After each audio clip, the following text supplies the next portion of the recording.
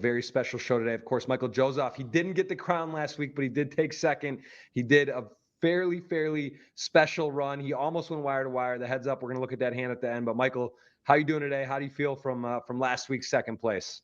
Yeah, feel good. Thanks for having me on. It's always fun. I think this is the 5th time I've been on as a guest.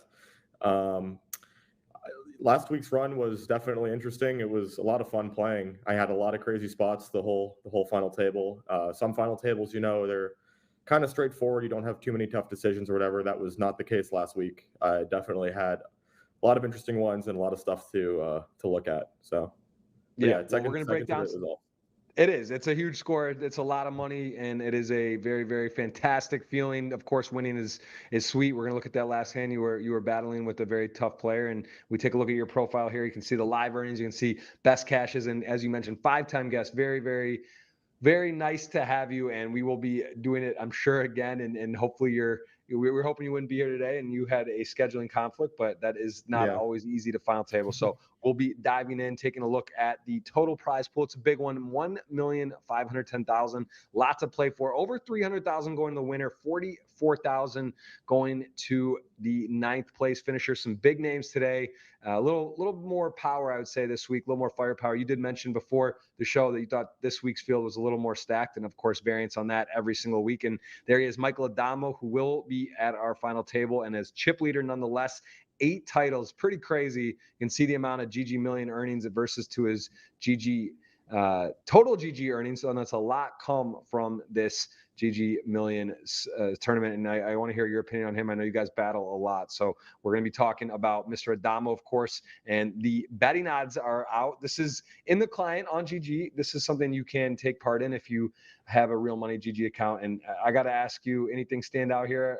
We're going to be doing a little competition, so maybe don't give it away, but do you just give me an overall? Do you feel when you look at this is pretty toughly evenly priced, or do you see value sometimes in these? Sometimes I think most weeks when I look at this, there's someone that strikes me as there's a little bit of value to be had there. Usually it's because I think that when you look at betting odds, right, it's all about, it's not necessarily even about who's the best player, it's about who's going to be most likely to win, right? Because that's the only thing that matters. So I mean, you'd rather bet on a guy that's a little bit more aggro, a little bit higher variance, a little bit less respectful of ICM, because even if they're losing some dollars in certain spots, whatever, they're going to be more likely to win the tournament. So with that said, I mean, guys like, everyone knows, it's no secret, everyone knows Adamo's style, right? Adamo is always like, whenever there's betting odds in the client, by far the most money always goes in on him because people are aware of that dynamic. Yeah, as we saw on the leaderboard all time, he is up there and he is going for another title today. So let's do this. Let's make a little competition. Instead of us doing the snake draft on who's going to win, let's just do who can be more profitable betting 100 units. So $100, we'll let you start. We each pick 3 players and let's see how we fare. If we tie, audience can get a 100 ticket. If I win a 100 ticket, if you win, it's a 50 ticket. So we'll have a little competition. Either way, they're going to get something. And why don't you kick us off? Who are you going to bet with? You got 100 total units. 3 players. If I'm getting the first pick, I think it's no secret. I'm going to take Adamo, and I'm going to bet out of $100. I'll bet 60 on Adamo.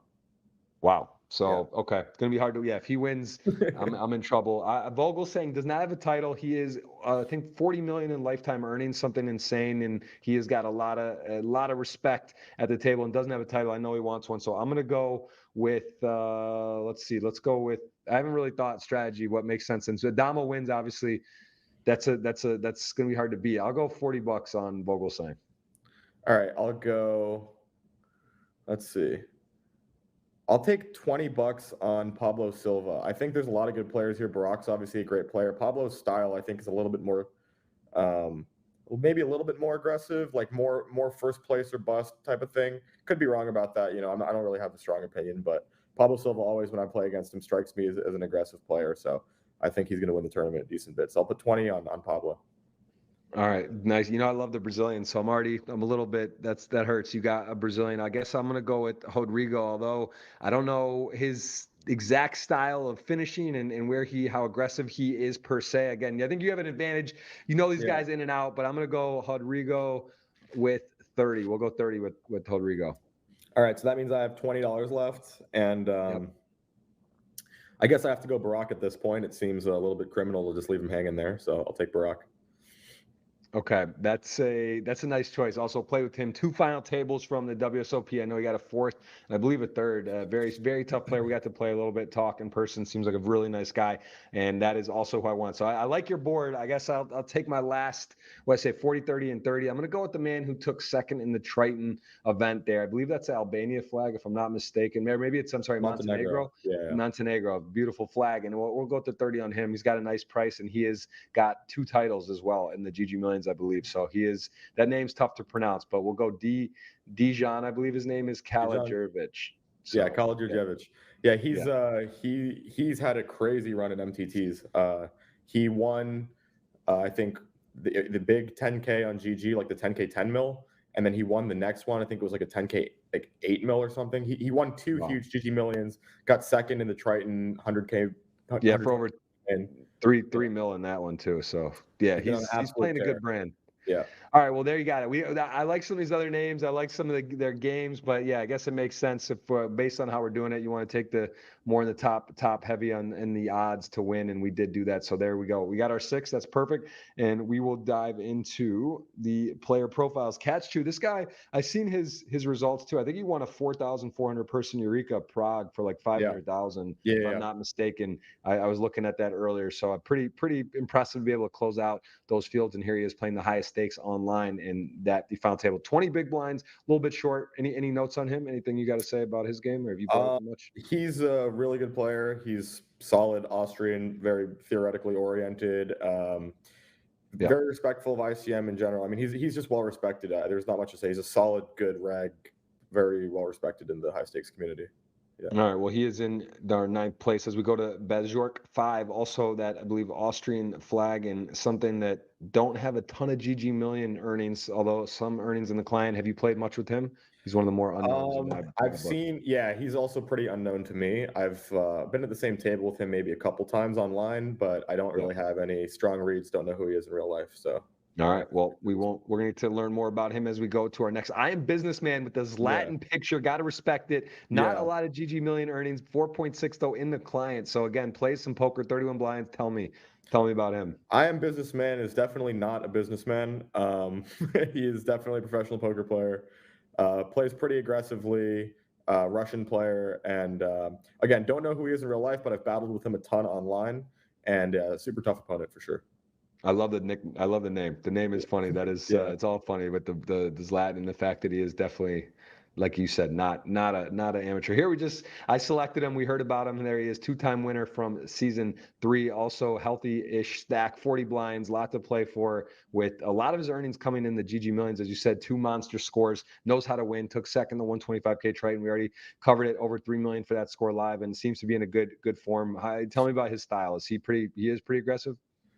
Yeah, he's definitely a guy who again, I don't want to comment too much on his game because Right. I've only seen it, a couple of appearances from him. What's hilarious? I mean, Yep. look at this. He has 9 appearances, 2 cashes, and the total cashes are for 3.2 million. I mean, that's pretty wild, right?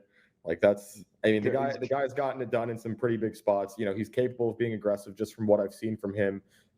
Through 3 big FTs that I've watched, he's capable of knowing when to pump the brakes. Feels out the dynamics well, knows how to adjust well. Looks like he plays pretty well theoretically too. So definitely a tough opponent, and he's on a tear. Well, there you have it. He's on my team. Let's see how that works out today. There's a Brazilian as well, Rodrigo Seliwan, who is a very accomplished live player, and you can see 13 million in GG earnings. Pretty impressive. A lot of appearances, cashes, final tables. Does have a win under his belt. Tell me about Rodrigo. Yeah, he's part of he's one of the staples in Brazilian poker. He's part of Nine Tails, which is like that Brazilian group, that works together as a team. Yeah, Rodrigo is a very good player. Plays pretty much all the high stakes, all the 10Ks on GG. He plays some of the big stuff on Stars too. He's basically a guy who, if you are going to be playing reasonably high stakes online, you're just going to get him at your table in almost every tournament. He's just there. He's just a staple in every, big tournament, Stars, GG, everything. Rodrigo's there, and he's gotten it done for a long time. Yeah, 44 blinds, plenty to play with. We'll see how he can fare in this very, very tough lineup. There's another Brazilian, Pablo Silva. I'm in Brazil right now. I love Brazil. And I actually bet he was one of two. I bet on you and Pablo this week in the client before the tournament starts. So I got a little sweat on the side. You have him on your team today. Mhm. Tell me about Pablo. Over 3 million in live earnings. And there you go on GG, 11 million, and a lot Yeah. from GGMillion. And he is a two-time winner from the past. So tell me about his game. Yeah, Pablo Silva, also part of Nine Tails, so he's good friends with Rodrigo. He is definitely known to be one of the more aggressive guys in high stakes. He definitely embodies what Brazilian poker is all about. You know, the aggression, the vamos. You know, so there's a lot of potential for fireworks at this FT, and Pablo is going to be part of that, hopefully. Well, we will find out how he fares sitting pretty healthy there. 45 blinds, very similar to his other Brazilian. There's Barack. You said you can't leave him hanging. I play with him live. I said he is tough. He had two final tables at the the WSOP events, some marquee ones at that. I think it was a 3K and the 10,000 mystery bounty, if I'm not mistaken. He got a almost 10 million in earning badge here from GG, and he has been around a lot, taken second in the GGMillions earlier this year. And again, not a win, I believe. So 3 final tables, Yeah. no wins, looking to get that monkey off the back. Tell me about Barack. Yeah, Barack is so he comes from a cash background. He's basically one of the end bosses in online cash, one of the best cash players in the world. In the last couple of years, he's played a bunch of tournaments, gotten into tournaments more. He's also one of the elite tournament crushers too. So just overall, fantastic poker mind, really great player, really nice guy. I'm decently good friends with him. So yeah, really like Barack, and he's always tough. Very, very well said. And yeah, I got to meet him kind of for the first time, talked with him, sat with him, and we battled and actually knocked him out of the 2,500, only to punt my stack in a way, bubble that tournament there for the short time I was in Vegas. But we got to chat, and seems like a really, really good guy. As we go to the Vogel saying, the man, he has not got a ton going on GG, hasn't played as much, but you can see the final tables. When he cashes, he final tables, and here he goes, healthy stout again. He's taken second in this season, as well as over 40 million in live earnings. So tell me, Vogel saying, when you see him at your table, what are you thinking, live and online? Yeah, I mean online. So Vogelsang hasn't played as much online. He kind of pops in and out here and there. I think right now there's a little bit of a break in the live schedule, which is why he's online right now. Vogelsang, I haven't played that much with him in high stakes live stuff. Like I've played with him a bit at. I went to one Triton stop, and so I played with him there. I played with him final 2 tables of the 50K in Vegas, and yeah, he's tough. I mean, he's a super soft-spoken guy, super nice guy, and based on his personality, you wouldn't know that he's a complete killer on the felt. He's pretty gangster too. Like he'll go for stuff if he really doesn't believe it. Like he'll go for some gangster plays. So Vogelsang is always a lot of fun too. Obviously, he's well known for the hoodie and everything live and whatnot, but we don't have any of that on the online felt. So we'll just see his pure play style here, and it should be fun.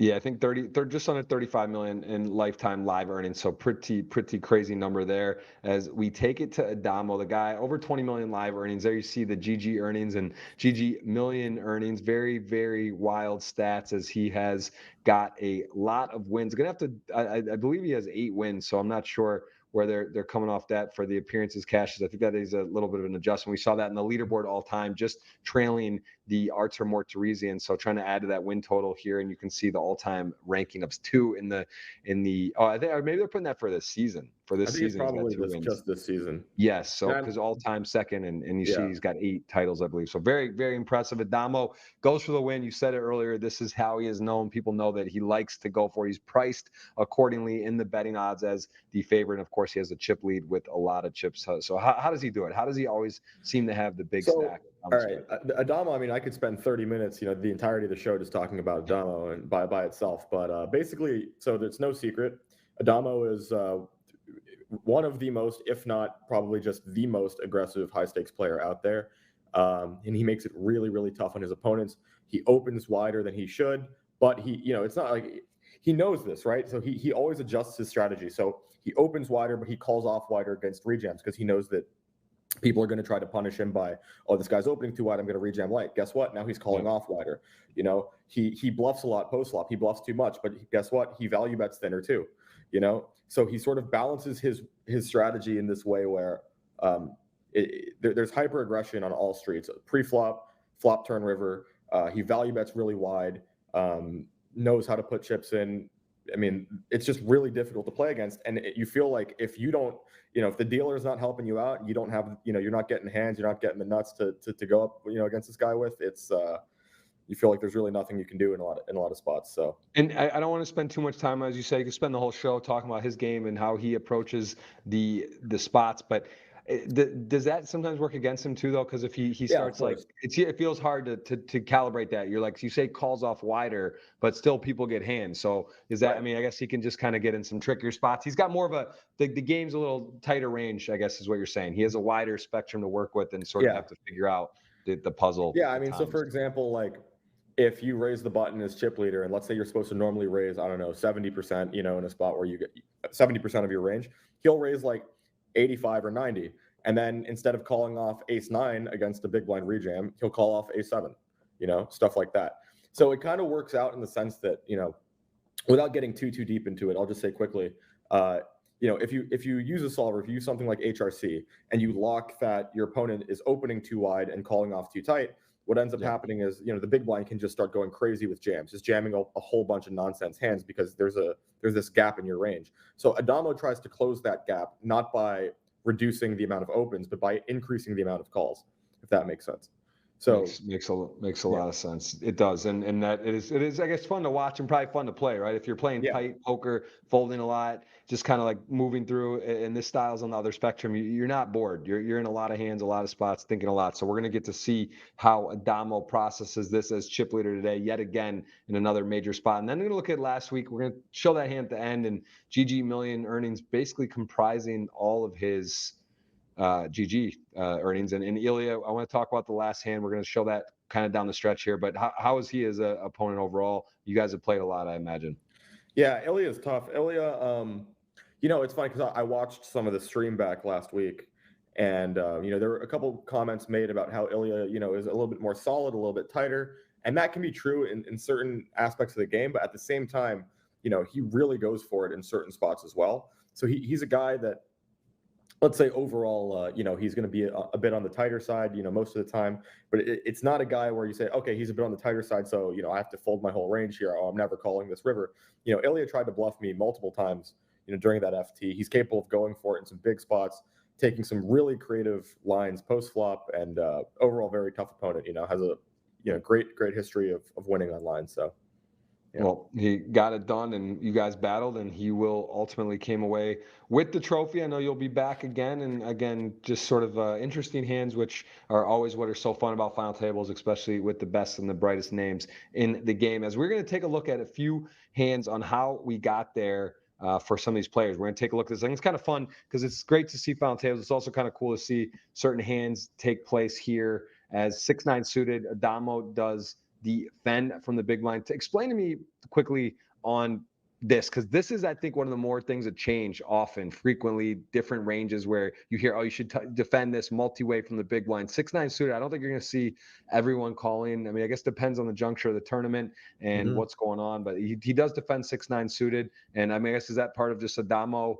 He's going to go wider than most in the big blind. I mean, this may I don't think this is crazy. I don't think this doesn't look first crazy. But. No, well, it depends on which stage of the tournament this is. Usually, when there's heavier ICM pressure and there's a raise and a call in front of you, you want to defend quite a bit tighter than most people do from the big blind.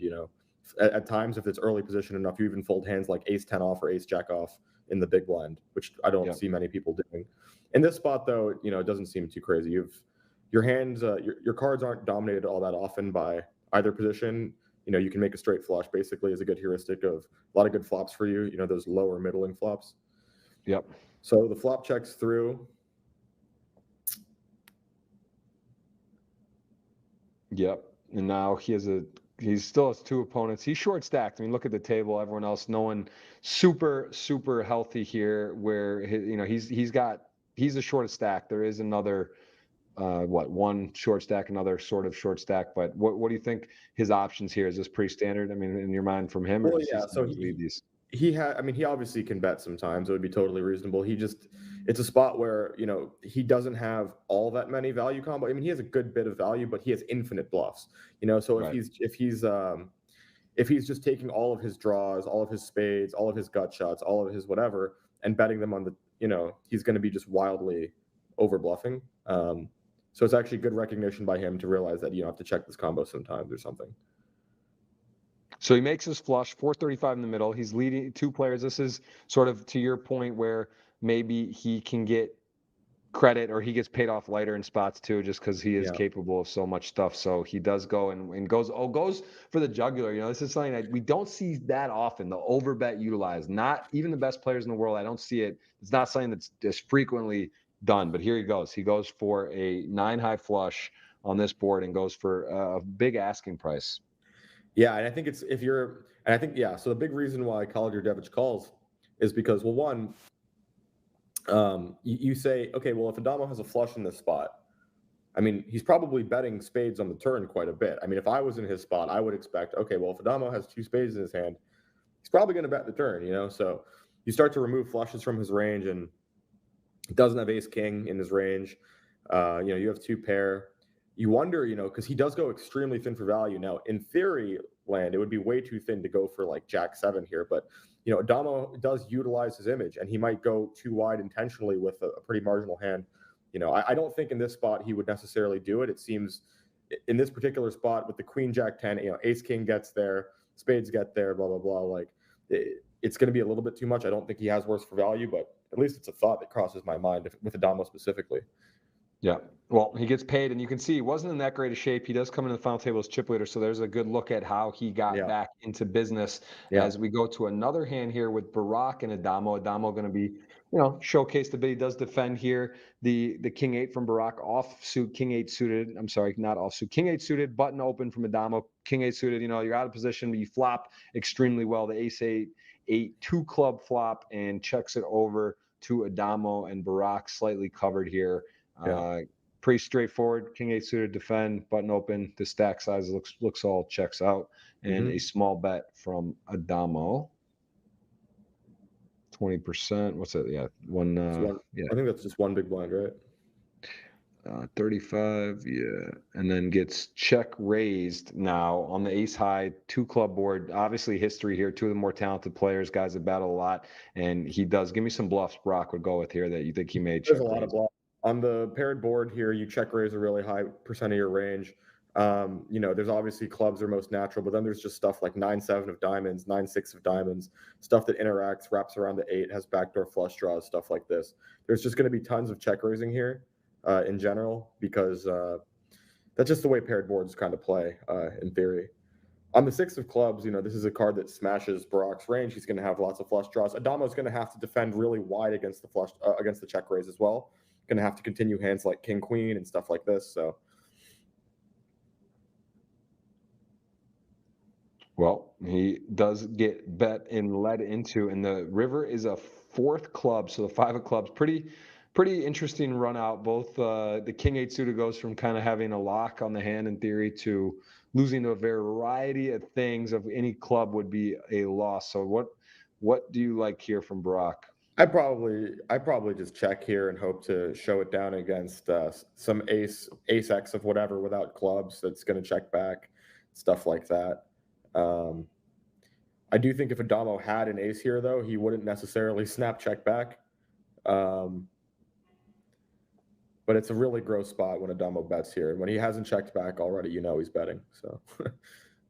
So he bets 507, and Barak has $1 million behind, 1.1 almost. It's a super gross spot. Yeah. What are you considering here? What's your thought process? And with the terms of value and what Adamo's repping, it's sort of polarizing. It seems, right. You could either just have like the big club, or likely bluffing. You block the boats.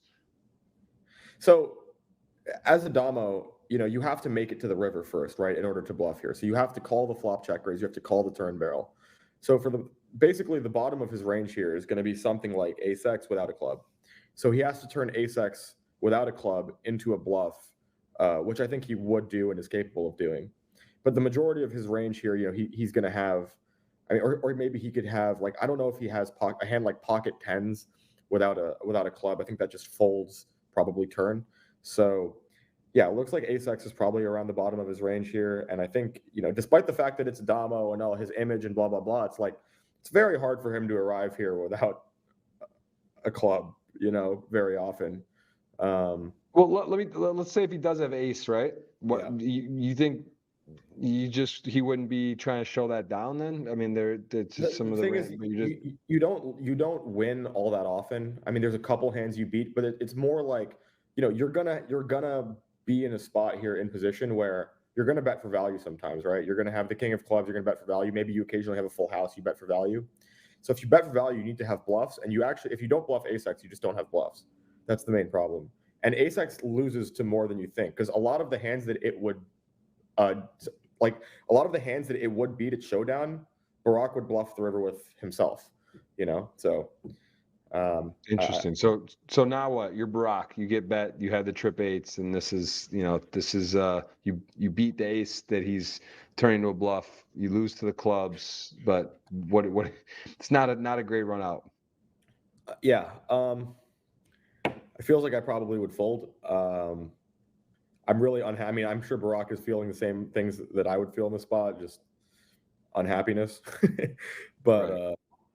I probably would end up folding. I guess he probably doesn't fold if this goes to showdown, but maybe not all the hands go to showdown. I'm not sure. But I scrolled through it, and that was definitely he caught me off jams. guard. He jams as a bluff. I was gonna. So yeah, obviously that crossed my mind as well. But and I guess he.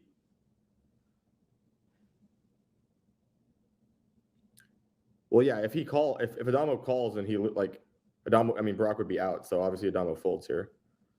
Yeah, it's just crazy because like this is definitely I mean of course I think out loud, okay, yes, this could happen, but just the people are actually making, it's a 10K. It's like, I think if you were to poll the audience on like fold, Yeah. call, raise, not many are going to be shoving. It just gives you a look into the Well, thickness, the level, the willingness yeah, to it's go for a definitely hand. a spot where I think generally there's two camps here, right? People fall into.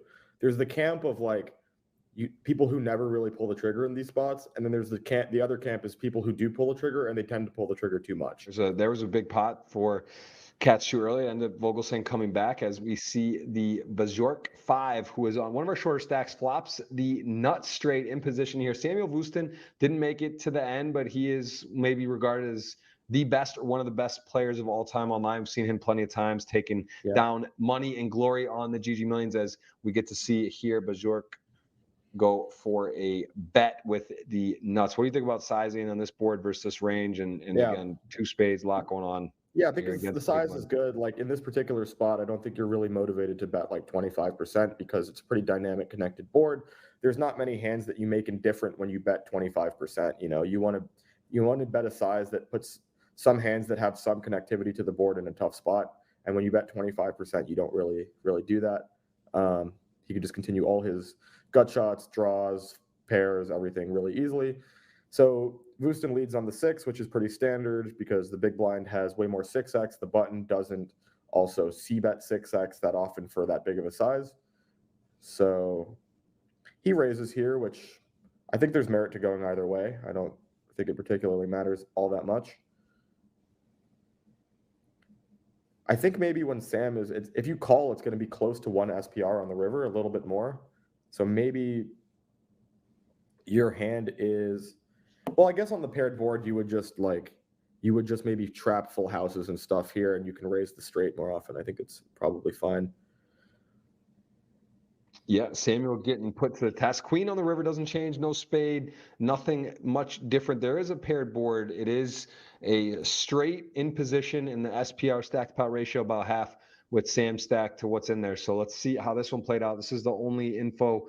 Again, I haven't seen much of this player in the past, as he does make a final table rocking that very, very prestigious Austrian flag for the GGMillions, and he is going to be putting in for value, I am sure. Here, of course, there's a paired board, but it's heads up pot, wide ranges, button, big blind, and he is gonna put it in. Let's see, does Samuel pay this off, or I guess call? We don't know what he has, but we know he's not in. We know Bajork made the final table, so I don't think he's losing this pot. But hey, we've seen different stages, different things happen. A lot of familiar faces. There's ElkY, took it down last week versus you, as he's at the table, and XS Kiss. This seems like it's earlier stages, yeah, for sure. Because you see everyone has like 200K, 100K, 400. Yep. I mean, Brock is a million, but yeah, he calls Well, 9-7 did call. I mean, again, you talk about candidates to call. He's got no spade, top pair, block 7-8, right? Just kind Yeah. of one of those. Just seems like going to probably have to pay it off where he does. And again, some interesting hands. And just to kind of cap off our pregame review show, we're going to show your hand again. It's not painful, right? You got second, big score, but you did have the chip lead most of the time. Here, it had switched a bit where Ilya took over the lead. And tell me your thoughts on this hand where you get raised here. You have I know what you have, but we'll play it through. When you have your hand here, what are you thinking in your mind, and how deep you are, whether to kick up the action or to flat? Yeah, I think sevens heads up is just. I mean, obviously I have sevens, so pocket sevens heads up is just an insanely strong hand. I think we're something like 40 bigs ish to start the hand. On 10-10-5, I'm trying to play kind of a 2-street game here, so I'm going to go like B40 as my only bet size on the flop, and check occasionally, but mostly maybe not quite a range bet. I'd bet like the vast majority of my range though for 40%. Sevens makes a lot of sense because I get to protect my hand. I get to fold out a lot of overcards and stuff like this. So that's pretty straightforward to bet sevens. And then on the 9, I think it makes a lot of sense to check because now, I mean, he's never folding a hand like, you want to pause it real quick. He's never folding a hand on the flop like Queen Jack of Hearts, for example, Queen Jack of Clubs, King Jack of Clubs. All these types of hands are definitely seeing the turn with super wide ranges, heads up in position, blah, blah, blah. So now it's like I want to give him a chance to bet those hands himself sometimes against a perceived range that has lots of ace highs. You know, there's a lot of motivation to bet Queen Jack, King Jack, maybe even King Queen against a lot of ace X that I potentially have. And so my plan on the turn was to check and maybe evaluate against I was thinking about check jamming the turn potentially, but obviously I didn't have the opportunity to because he jammed himself. And and when he jammed, to be completely honest, I was never expecting to see a 10 ever. It's like one SPR. Usually you play just like B25 here with a 10. So you would just bet like 25% roughly because your hand is kind of too good to do this and fold out. I mean, if you have, there's certain types of hands that I can have that this will work well against, like my hand. But I wasn't expecting to see a 10 there. I was expecting to see more Queen Jacks, King Jacks, stuff like that. Which I would have lost against anyway on the river. All those yes, it was a interesting final table to watch, and it was fun to see you kind of craft it. As I said, my first ever time I bet in the client, I had the only wager was on you, so that was a nice return. I was happy to see you do well, and also this week we were scheduled. Last week we weren't, so that was a fun week to sweat you doing extremely well. So this week we got our placed bets, right? We have our stuff down. We're going to see who can perform better. We'll make sure the audience is alert to what they're involved in. I want to remind everyone that there's a tweet on GG, $100. You can pick the top 3. Whoever gets that first gets that order. It doesn't have to be exact. Just pick the top 3. You know, not perfect, but who are the final 3? That is going to be a $100 ticket as well, and that is on GG's Twitter page, so you guys can take a look at that. And then you and I will be calling to a champion today as a very special lineup, and as we mentioned, very, very talented players, ones you've played with a lot. Looking forward to that, and we appreciate the time, and we will be seeing everyone in a very short while. And I'm excited. GGMillions, another special edition today. Big name, big prizes, and a big guest as always. Mike, we'll see you here very shortly to call the final table action. All right, sounds good. I'm excited. Cheers.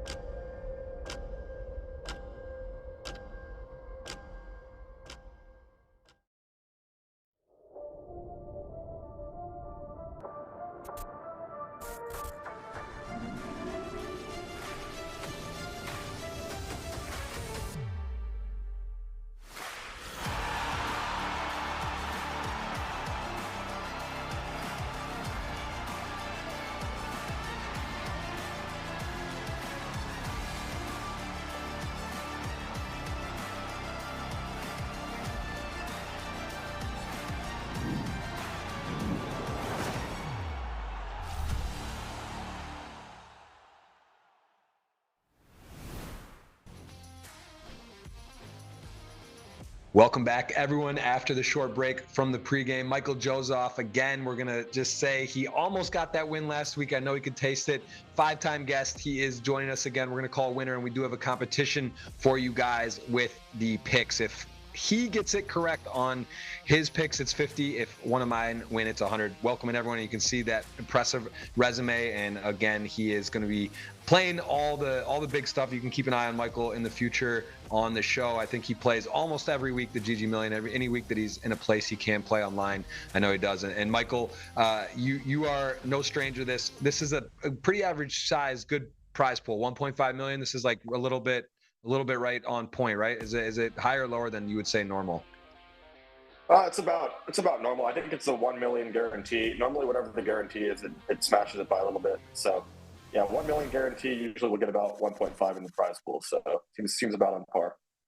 Yeah, well, we're diving right into the action. We already have covered all the players in the pregame. A little bit different if you're joining us just this second. You know that about a half hour before normal, we will run through all the players. We're going to take a look at the betting lines from the client on GG. And then again, Michael and I made our selections on that. We'll talk about that a little later. But as it stands, we are going to dive right into the action. And it is Barack ace-10 off in the small blind versus the man. I am businessman, as you said, not a businessman from the way he plays. Tough player here. Going to have a little bit of a decision right away. I mean, Jack 3 suited, not great. It is suited though. And in the big blind, what would be your cutoff for calling there if you're eyeing businessman? Yeah, I think I like Jack 5 suited. I mean, it's kind of close. You know, these suited ones tend to play reasonably well in position, but you have a high risk premium. You're not going to realize your equity too well post flop. So I think like Jack 5 suited seems good. Definitely can't fold a hand like Jack 6 or Jack 7.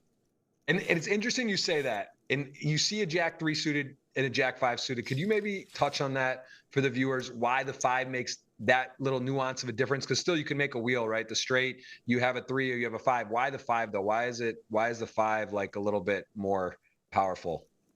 Yeah, I mean, it's just like the power of having higher cards in your hand. I mean, honestly, like the 5, like when you make a pair with the 5, you're beating all the. I mean, it sounds very basic, but it kind of is why it matters. You get counterfeited slightly less often with the.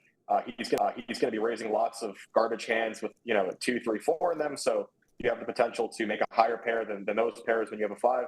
It's not like it's an amazing hand. The Jack 3 suited is a terrible hand. I mean, they're reasonably close together, but being a slightly higher up makes all the difference here. Well, games as golf, right? It does matter, right? The difference between shooting a 72, 73, those things at this level do make a difference, as Vogel's saying. And Adamo Tango there, 1 and 2 stack. Adamo chasing the record for titles only to Artur Mortarizian, as we looked at earlier. And Vogel saying, who has about 35 million in live cashes, no GGMillion title, looking for one. Numerous people have won a GGMillion title today. 2 Brazilians, several Austrians. Seems like that is the norm on here each week. I'd say that's like the average is three or 4 Austrian, 3.5, and probably Brazil 1.5 per show. But they're representing today. Couple familiar faces. Who are you the least familiar with here at this final table, their game? Yeah, I think I'm actually pretty familiar with every single player except for Baz Jork 5. Not really sure how to pronounce that. So that's the one guy who I haven't played all that much with. I think I played with him this week in this tournament, the 10K. But yeah, I don't have too great of a feel for how he plays. But everyone else, high stakes regulars, and played a bunch with everyone else. So. Yeah, it's I would say the same. Pretty much everyone. I am businessman new for me. I don't feel like I've gotten to really get a look at his game. If we take a look at his profile on the client, I don't think he's actually he hasn't played a lot of GGMillions. He has played on GG though, 4.6 million. So maybe you played with him more outside of the G than so maybe satellite. I think he was a satellite winner. There was Rodrigo's 3-time satellite winner, and Katz Chu is 7-time satellite winner, but maybe businessman just taking a shot today as we see 9s and ace-10 suited. Two of the Titans here, Barack and Pablo, not much to give between these two, play a lot together. Both have a lot of success here, and 9s do get out. And what ace-10 suited just decides out of position, going to give it up, didn't like the board and didn't want to float. What would be your cutoff there to kind of float, do you think? You had the back door enough. Yeah, I mean, I think ace-10 suited could consider doing something for sure. I mean, it's similar idea here. You're out of position. against the covering stack, there's one, two, a couple shorter stacks than you. It's a pretty flat payout structure, so you really don't want to. You have to be a little bit cautious here. You're not going to realize equity well. Playing post flop in final tables and in ICM considerations is super different than normally playing post flop like we would for Chip EV. And actually, GTO Wizard just released ICM post flop sims, I think, just like a day or two ago. So I think a lot of people are going to start seeing some stuff that they probably haven't seen. So it's really, really interesting. King 9, Queen 5, King High in the lead here. Two Brazilians familiar with each other, two of the top players, both with impressive live resumes as well. Going to be King High has the best hand on the river. Good card, right? Pairs the 6. If he was good, he's gets to think he's still good, and it does go to showdown as King High is good. By the way, I changed my microphone to the desktop mic, so is this a little bit? Does this sound a little bit better to you? Yeah, it does. Okay, cool. It does. I noticed the difference there. Got a little bit of a collision possibility here. So this is an interesting spot with tens. You have just under 20 bigs, looks like, right? Yeah, about 19 bigs or so. You're facing a reasonably wide range open. I think jamming tens is somewhat reasonable, although we're not exactly loving life here right away. But well, Barack gets a great spot as a 10 in the window, pretty dirty, needs to hit lightning here, needs that ace on the river all of a sudden as the short stack gets the 10 right away, and it is, ooh, wait. That's an ace. That's an ace. No. Is it? It's it is the slow peel ace that is running super hot. What a swing for everyone in the tournament. Get a knockout, but Barack going to be a lot more powerful. What a huge swing for him. Would have 1.7 instead. He's got double that, 3.4. Looking good for your wager, Barack, on your side for your in-game betting odds and in our competition today. The audience, not so good for them because it could be a 50 instead of 100 ticket. But as it stands, you are in a powerful spot. We are going to see 8-handed poker for the remainder. Chess clock for the players. You can see there, everyone starts with 15 minutes, and there has been some clock burned. I think us getting to from when it started and where we're picking up the action. So there is, I think everyone not really, only Barack and Rodrigo have over 10 minutes on the clock. Everyone else just below. So we see King Queen suited here for real quick. This is a really interesting spot for King Queen suited. I'm a little so I guess he jams because he doesn't have that many bigs. I would think personally in this spot, this is a spot where you maybe just play no jams out of the small blind, or maybe there's a very narrow jamming range. Reminds me, like, I busted the 100K rejamming King Queen suited for 14 bigs, 100K WSOP. So it's a little bit of a touchy subject for me here against a narrow opening range. Does get the 9s to fold, and that is a little more than 14, but he does get it done. Nice pickup there, as we mentioned. Player that is familiar with hitting some big scores, took the 4,400 person Eureka Prague last December, I believe, 23 for 500,000. I mean, that's nice, right? It's nice to win a lot of money here. It's 300,000 a first 10K buy-in, but when you win, 500 buy-ins, that's hard to do. You don't often get that opportunity, and he has done that. And here he is playing the 10K marquee event online each week, and we're seeing him with some good success get up to 860,000. So yeah, I mean, that was one of the unknowns. This is a very stacked final table, very, very stacked. Everyone here, pretty much well known. As you said, I am businessman. You think's tough player as well. He's the only one I'm not familiar with left that I've seen or know of. So we'll see how he fares. As also, no one's super short, right? This is a little bit balanced. We got 3.2, 3.2, and then a 2.4, 1.7, 1.4, 1.5. So a lot of play today. No huge stack and short ones. What about seats? Anything jump out with the seat arrangements? Always a musical chairs to start, with the chip leader getting to choose last in an order. But anything stand out seat-wise that's interesting? Yeah, I'm a little surprised Adamo took the seat that he did, because he was the chip leader coming into the day. He gets to pick last, and he puts Barack on his direct left, who I think Barack was either second or third going into the FT. So I'm a little surprised he did that. When I made the FT last week, and I came in as chip leader, I was sure that the guy who was closest to me in chips and most likely to be a problem throughout the FT, I put myself on his direct left. you mitigate a lot of problems down the road by doing that. And you see Barack gets he stacks the guy with the aces versus tens. Now all of a sudden he's neck and neck with Adamo and has direct position on him. So Barack probably has the best seat in the house right now by far. So I'm a little surprised to see Adamo but do he that. was in third, so not crazy. But what do you think the reason would be though for that? What would be what would you put that up with in the sense of what would be his reason to do that and not take a different seat? I'm not sure, to be honest. I wish I had a better answer for you. Yeah, I don't know. I think like starting, it's not that important, where the button starts or whatever. Like it's not that important to start on the button or in the cutoff or something. Like the EV of just being in position on the right people is way more important than paying, one big blind or paying one big blind slightly sooner. So to be honest, I'm not 100% sure what his logic was. I would love to ask him, although not exactly great friends with Mike myself, but it would be interesting to see what he has to say about that. Yeah, that is interesting, man. I just, there's a reason, right? There's a high level. There's guys there has on to a be a different reason. level. They're thinking, and he's factoring in, maybe a little Bobby Fischer, little chess action with it's thinking ahead and what's going on in the other landscape of how it shook out. He just thought that would be the spot. I mean, I guess Vogel saying you would think that would be my immediate, just like the obvious choice would be on the left of the next biggest stack. That's like, I think typically a good rule. Also I am a little surprised because then he would be sort of lined up nicely with Barack there too, right? To have the second and third sort of near him tucked away. So that would be interesting to know what happened. Maybe he timed out, maybe he was doing something else, maybe just yeah, I was saying, like, I think the most likely reason is actually that he just timed out. I mean, to be honest, you see it all the time. Ace king off going for a jam here, 40 big seems reasonable. If you have any hands that want to rip 40 bigs, ace king off is obviously the first one that wants to do it. So would have been interesting to see, like, if there wasn't a small blind flat, how he plays 40 bigs against wide range chip leader open from the cutoff. Would he consider just rejamming 40 bigs? Because sometimes, risk premium is high. You want to just rip it in there against a wide range open. Or does he 3-bet call? Yeah, really stacked final table. Got a treat today. Got multiple giveaways.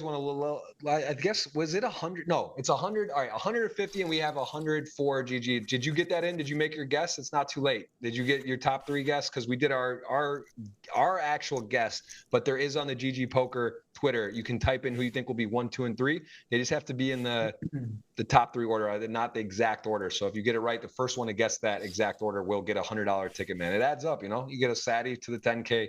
Like, don't be above retweeting that and getting that out there. This is I already did mine. I put mine out there, and I have my own Twitter giveaway as well. I can go tweet it. Yeah, get it. I got my Twitter as well on a pinned tweet for 50. So multiple giveaway options, and then we're going to do ours. So there's 3 giveaways today, which we are a part of, and you must be subscribed. Hit that thumbs up. We are going to be playing to a winner. Vogel saying working with 6-8 suited. He's got middle pair and a flush draw versus the ace-10 of D. Kadjurjevic, if I'm pronouncing that incorrectly. We already said it's a tough one. Kadjurjevic is like the end. He's like the end boss for commentators in terms of pronouncing names. This is really it doesn't get much tougher. I mean, that is to take a crack at it even. But I got respect for his game. Second to Triton, Maine for over 3 million. 2-time champion on the GGMillion. He is in the river with the best hand against the dangerous Vogel saying. Going to go for a big bet here with the ace-10. I mean, just confident, got the best hand here. Guess he figures Vogelsang never has a 2. Check back the turn. I mean, I guess you could be worried about ace-jack. Sort of, maybe that's about it, if anything.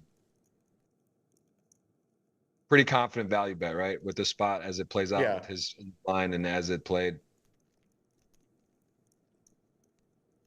And you mentioned it, Vogelsang. He's a guy that he's unsuspecting, but he's got moves, he's got tricks. He doesn't just pedal. He's in there. He's thinking hard. If he's got the best hand here, he's got a 6. He has the missed flush draw. This wouldn't jump out at me as one of the better things to call with, but he does make the call, and he is incorrect. What's your thought there? Yeah, I think a lot of times calling with the hearts, let's say, or like the cards that block the missed flush draw actually ends up being better, not worse. I remember Jaffe. John alluded to that last week. The idea behind that is basically that when you block the hearts, they're supposed to give up hearts a lot. So when they miss hearts themselves, they're supposed to check and give up a good amount as opposed to bluff it themselves. So it actually works out that when you have the missed hearts and you're in a bluff catching position, you don't really block as many bluffs because they're not bluffing hearts to begin with. Typically, that's more true of the higher heart cards because they're more likely to bluff the lower ones like the 8-6. But anyway, we have a mystery hand here, so let's see what's going on.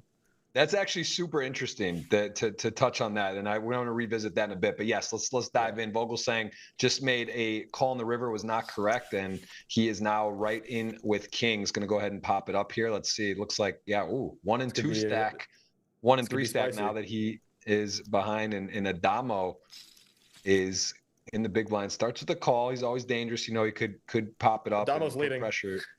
Yeah, he's leading this flop for sure. 3, 4, this 6, is almost 2 like hearts.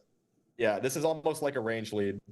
Especially in ICM post flop, you just the low jack just does not open cards that interact with this board all that much. Adamo is just going to be defending all the stuff that is around the 3, 4, 5, 6. He's going to have 7, 5. And Vogelsang probably doesn't even have 3s and 4s. He probably does have 6s. So really, Adamo just crushes him on this board. Has all the sets, all the straights. Even Adamo specifically will even have some offsuit 2 pairs because he likes to be in there. So Vogelsang. Yeah, and if you're Vogelsang, this is definitely scary, right? Because this guy, he's already taking control. He's repping something. He's not going to slow down. So you're actually like, man, if I have ace queen or ace jack, I get to just get away, and I'm like, I'll move on. But I have kings, and I can't really fold yet. And let's see, this could definitely see some exercising of over pop bets and all kinds of pressure. I think this is the concoction for Adamo for full pressure. And really, I mean, again, 2 million, you're in third, right? You're tied basically for third. There's some much shorter stacks. It's not super fun. Okay, he doesn't go super big. Interesting. Yeah, he goes for a smaller size. Yeah, he goes like the 9 is definitely a card where he can be. It's sort of a brick, so it's definitely a card where he can be a lot more polar in terms of his turn strategy. I would expect Adamo, if he has a very strong hand, to start just absolutely mashing chips in on the turn, like on this specific turn too. So I feel like, and again, what strikes me now is this is maybe more of a pushing equity type situation, maybe more of like a 7-6 type of deal or something like that. 10 of hearts rolls off, and we'll see what Mike does here. Pretty hard to fold kings with the king of hearts to more or less anything. I mean, unless he goes absolutely ridiculously big. I have a feeling it's an over pop bet because the turn was so small. It almost felt like so inviting that like this plan is going to be, I would just guess that there's like, he's coming with the big heat here, but I mean, it obviously depends on the river given the situation. So it's a 10 of hearts. Maybe it's different, right? If it's a 10 of spades or if it pairs the board or whatever. So let's see. I mean, he does just check. He checks. Kings. Yeah, it does feel a lot like 7-6 or something. And, something like that, given the turn sizing, I think it's a lot more medium strength hands we're going to be seeing here. Again, Adamo's a great player. I'm not acting like I just have some sick sizing tells on him and I know exactly what he has. Of course, he's more than capable of protecting his range for different sizes and stuff. But that's just what went through my head. Vogelsang probably now has a value bet. At the same time, we have to proceed pretty cautiously because this is a final table. What is this, Jack 9? Yeah. So more of like a medium strength pushing equity thing, and makes sense. You don't want to get just jammed on there and just completely blundered. So, right, and he did just completely take a stab at the board with nothing, 2 overs, and he did hit top pair. Yeah. So yeah, it makes sense. I do think it's pretty close to like in Chip EV, for example, on that board you would lead a good % of your range. Usually with hands that have some sort of relevancy to the board. You want to have like at least a heart or some backdoor stuff, a gut shot, something like that. In ICM, like when you're the chip leader and you cover by a decent amount, you can just start leading just random hands, like almost your entire range. So.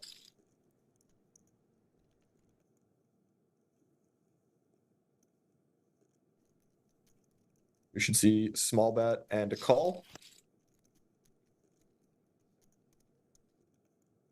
Yeah, I do want to, again, invite everyone to go to the GGPoker Twitter and enter the top 3. It's going to have a chance for that $100 ticket, and that is active. And that is as well to subscribe, hit the thumbs up. That is a part of it. And we have 3 giveaways active today. We'll talk more about that as both players, again, have the It's a chop at the Yeah. ace-7, ace-deuce, but I was gonna say, yeah, Barak can definitely consider leading on that turn. He has more 8x defending the big blind, and he covers Kristoff, so pretty reasonable card to lead. I wasn't sure if his exact combo would lead, but he did anyway. Now you just pretty much want to check, and if you're Vogel saying, you're probably happy just to check back.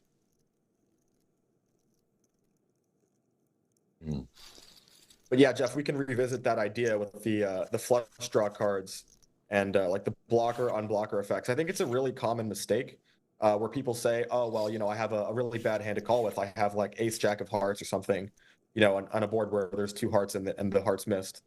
But actually, like if you're in your opponent's shoes, he's never supposed to bluff ace jack of hearts or any type of big heart combos almost ever, because when you're bluffing, you want your opponent to fold hearts, right?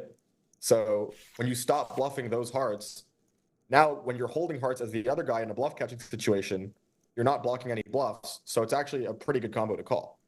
It's kind of interesting how that works. It's like blocker, unblocker, blocker. So, but that's just the way theory works. And most people, like most high stakes regs, are good enough to know that, you don't bluff those heart combos. So they end up being pretty good bluff catchers when you do have them, which is something that Jonathan talked about last week, as I said. But yeah, kind of a tough thing to wrap your mind around if it's the first time hearing it.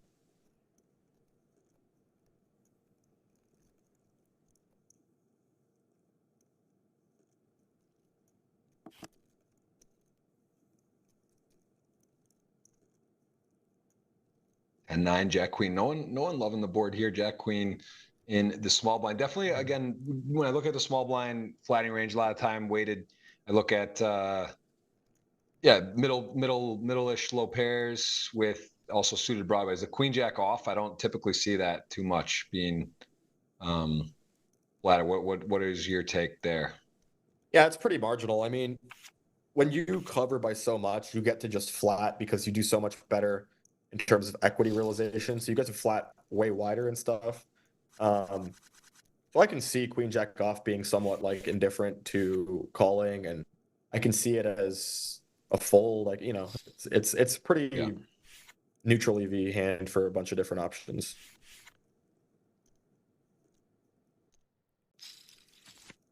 Looks like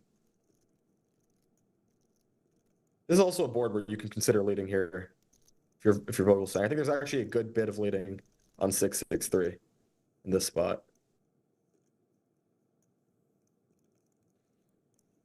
Yeah, King Jack off. I mean, short stacked, risk premium, the lowest. Does check back, recognizing too that not the best board and just decides to preserve. But I mean, I guess would have some traps too and some balance. But ace-3 Vogel saying welcomes the 9 of hearts as nut flush draw has a pair. It could be miles ahead as he is. Decides to go with the check, and I mean, yeah, cat's chew. It's kind of feel a little bit handcuffed, right? You check the flop, you got a vulnerable stack, important pop, but do you want to start delay c betting or just go to a river? He does go for the delay. Pretty big bet. If we see a heart hit the river, we might see the end of Mr. Kachev there. Yeah, I mean, it looks strong here though too. My Vogel saying doesn't bet flop. Now he's betting turn, and Vogel saying, certainly can't go anywhere. I wonder if there's ever. Yeah, just wow. That works too. Now we can just value jam. That is that's a nice bink there for sure. Important pot. We know he's winning the hands. Just a matter if he gets extra here. So okay, like this is a perfect scenario. So he goes all in. You're Vogel saying you have the ace-3 of hearts. You're saying exactly that this is actually better for him to have that to call than to not, because this 100%. player shouldn't be betting the ace of hearts. So the three is paired, right? So the 3 of hearts is irrelevant because you don't block bluffs because it's a pair. The ace of hearts, you also don't block bluffs because ace highs tend to have showdown value.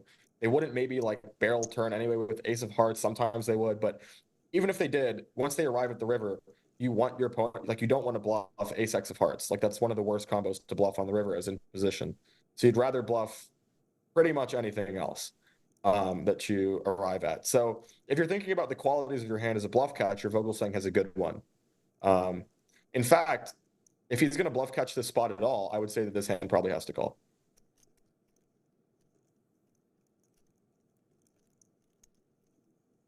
And we'll see if he reaches the same conclusion. He also might think that it's under bluffed or something, but you know, Kachev, when he goes, he's going to have like queen jacks and stuff like this that maybe play the same way. So what if Vogelsang had 5-3 of hearts here? How would that change your? Well, the 5, I think it would still be a reasonably good bluff catcher.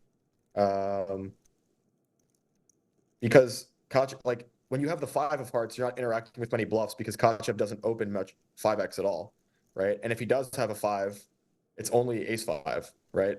He doesn't even have pocket 5s probably. So it's like, and that wouldn't play this way anyway. So basically, if the only 5 in Kachev's range would be like ace 5 of hearts, well, as far as the hearts go, so I think it's kind of neutral. Like it's also a good bluff catcher because you don't block anything else. It's not like he has jack 5 or something, you know.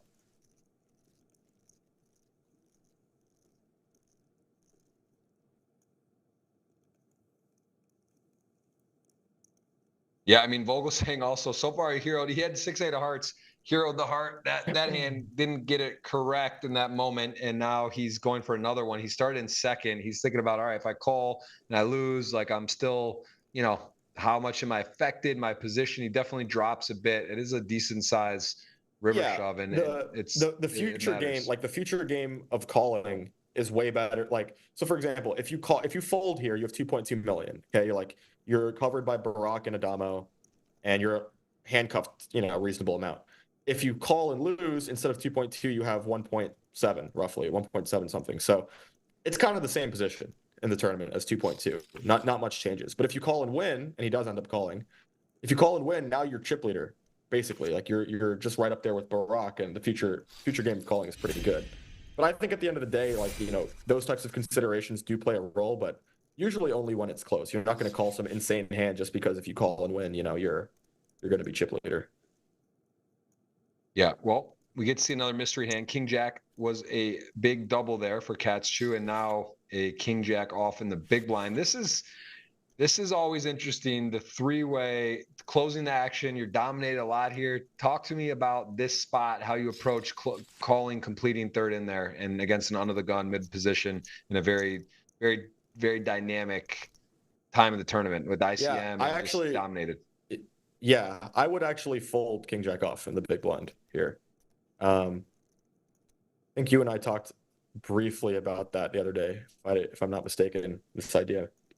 Yeah, I mean, so Adamo's range is pretty strong. I mean, it's strong in the sense that it's protected by pretty strong hands. It's going to be wide and also strong. So there's going to be some really good hands in there. He's probably going to have hands like jacks, maybe even now queens is probably good enough to just 3-bet and get in. But yeah, King Jack off, you know, it's not a hand that does particularly well here. Did this go bet, call on the flop? This went check, bet, call, I think. Yeah. Adamo bet, yeah.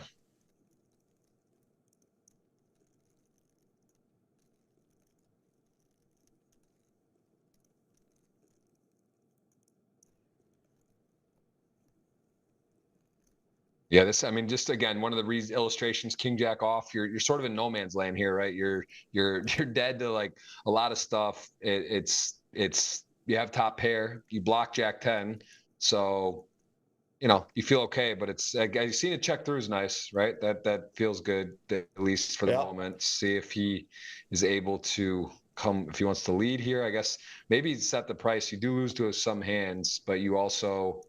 I see the merit to check, right? You're just beating by some hands. Probably some hands won't bet, and do get called by worse.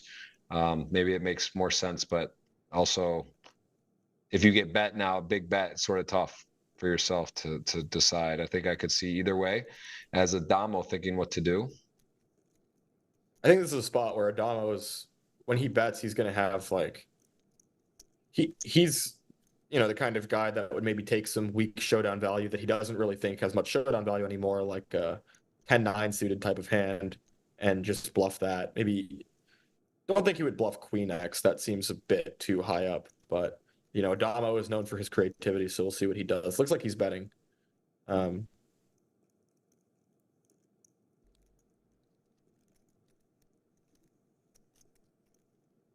Definitely burning clock, 6 minutes on the clock there.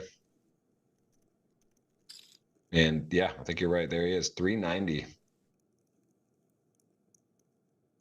Don't envy the spot. We see Rodrigo King Jack here. I mean, check through on the turn. Does have a key card, the Jack. Got a player behind There's just one in the outset. Yeah, there's one player behind. I'm not sure how worried we are. Pablo's capable of if Pablo had a hand like Jack 10, it would be pretty sick to. Well, I mean, I think so. He bet the flop and checked the turn, right? So it's pretty unlikely that he has. No, Pablo checked Jack 10. turn, right? Or check flop. Yeah, and yeah. Michael bet, and then it was call. So. Oh, I got you. Okay. I thought Pablo bet flop. Okay.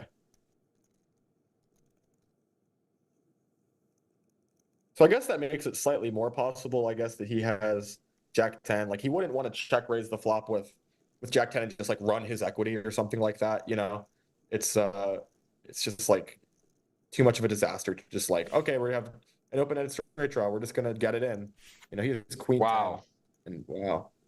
Yeah, I think Adamo just is gonna have infinite bluffs in the spot. Especially after he's the one stabbing flop. You know, it's super easy to stab like fives and stuff here. I bet Rodrigo probably makes the call if there isn't a player behind that has a fairly, don't want to say uncapped, but a range that definitely contains a lot of strong hands and maybe some traps. Well, I just, again, it goes all the way back to talking about the King Jack off folding there pre-flop, because even in that situation, multi-way, you get to a river, you block the nuts, you have top pair, and you're still not happy to call that bet, right, within a spot like that. So I think that's a good illustration of how difficult it is to have that hand work for you. Even you know, even when you got a winner and it's hard to get there and hold. I mean, but I think as an audience and myself too, thinking, oh, closing action, King Jack off. You know, I see calling. I think it's pretty close, right? I get it, but I think in a vacuum, you're going to be dominated, ace, king, king, queen, whatever. You're just like, you're going to have a hard time really hitting a perfect situation there. So, and a big part of it too, multi-way. Yeah, a big part of it too is that you're out of position to both players. You know, so that's really rough, and that, you know, the solver hates being out of position to both players in terms of defending the big blind multi-way. So, for example, if Adamo was in the small blind and the small blind flatted, at least, you know, as the big blind, you're in position to one player, then it will expand wider and defend a lot more. But, you know, when it's early position open, middle position flat, you know, really like to just pitch a lot of these offsuit hands, like even pretty high up, like as high up as ace jack. Let me take it the other way. What about taking that hand and three bet it, squeezing it instead of flatting because of the I mean, I guess it's early position, but what was against queen 10 suited and fives in that spot, right? Just showing you the other way. So instead, he loses the pre-flop call, he loses a bet on the flop, and then gets folded off the winner. So I don't know. I mean, maybe that's a little too ambitious. And again, if it's like middle position cutoff or cutoff button, stuff like that, a little different. But I just, you know, looking at it from a profitability, there's a way in your game you can take a look at how that affects like your bottom line, your chip EV spots. Are you calling versus maybe you should fold there, and then finding ways to maybe to squeeze as well. I think it's great that you should really consider all three options with a spot like that. I think is important to look at, and just the fact that he had a winner and folded, that's a tough spot. And I agree, Pablo, he had to be aware of, but I think if he was Pablo, right? If Pablo had the King Jack, he would have called. Yeah. You know, funnier things have definitely happened at poker final tables than squeezing King Jack off from the big blind in that spot. So it definitely wouldn't have been crazy at all. And I kind of like the thought process too. Only thing to think about is that like you don't have all that much value in your range that wants to squeeze and get it in versus an early position, super tight open, and a middle position call. So if you're bluffing hands like King Jack off and whatever, there's just going to be infinite bluff candidates. You're probably going to be over bluffing by quite a bit. But if you're able to keep the frequencies somewhat in check, then I kind of like it as a candidate. Yep. King 10, 7-9. Yeah, I think also the other side of it though is like if you're going to defend and go multi-way with King Jack off, I think and you break it down, you're multi-way, you block the nuts, you have top pair. It's like Adamo's a creative guy. You said it yourself, probably has a lot of bluffs. You may need to click the call button, right? If you find yourself playing that hand in that spot, if you're not willing to call on that board in that particular situation, you may want to just muck it. But if you're willing to go to the streets and make a river call, I think having the jack is important there too. I don't know. I think that you would want to call there as played if you're going to defend that and go play the hand that way. But it's obviously easier with the whole cards up. You said he had bluffs. You probably would have called with the King Jack though, right? It was a mystery. I mean, I probably would have pressed call. Yeah. This is sort of something, and this is not a great example of it because this is not like a crazy value bet. This is sort of something, and this is not a great example of it because this is not like a crazy value bet by any means. It's like a clear value bet. But, I said in the pregame show, Adamo is a guy that likes to bluff a lot, goes wider for value, and puts more chips in on both, when he has it and when he doesn't. So it makes it really tough to play against, right? So, you're going to see sometimes you're going to get big hands to fold because they know you go wider for value, and you're going to get called by King High in these types of spots too. So Adamo plays super fun to watch.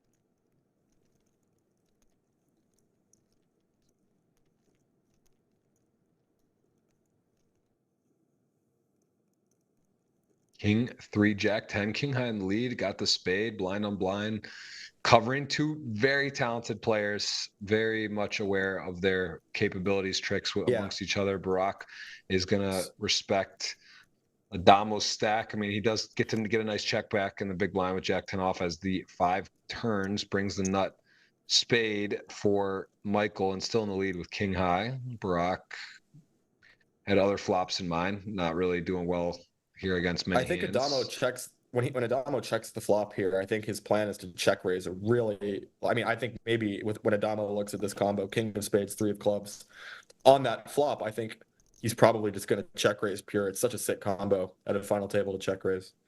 Now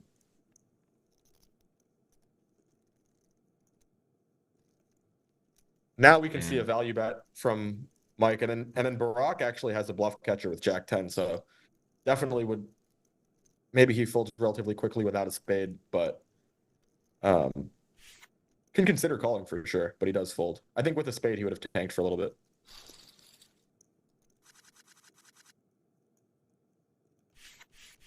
Vogelsang down to 1.7 was second to start. Has had a couple calls gone not his way on the river. I'm Businessman also been a bit quiet. Barack had the aces dramatically hold with the 10 flop ace river against tens, put him into a good position, and then Adamo been chipping up a bit. Pablo Silva also not much going, and yeah, we haven't seen crazy fireworks. Did see the knockout early, still 8-handed. 45 minutes in. Want to welcome everyone. Let us know where you are watching from in the world. I am still in Brazil and got the giveaways to do for you guys today. I hope you're enjoying the pregame show. That's been a nice addition, getting to highlight the players more. That'll be starting every week a bit earlier. So that is something if you guys want to tune in and get to see a breakdown of some hands from the prior week, as well as analysis from our guest. Michael today broke down several hands, including his last hand where he did take second last week, and we will be doing that each week. Going to try to get the post game too going, and we're going to evaluate our picks today. So far you're looking good with Barack and Adamo on your team, and Pablo as well, right? So you got all 3 in. I got Rodrigo, the Dejan, I think K will call him, from Montenegro on my team, and then also I have Vogelsang. So it's still all our players in. Your chips are looking a little better.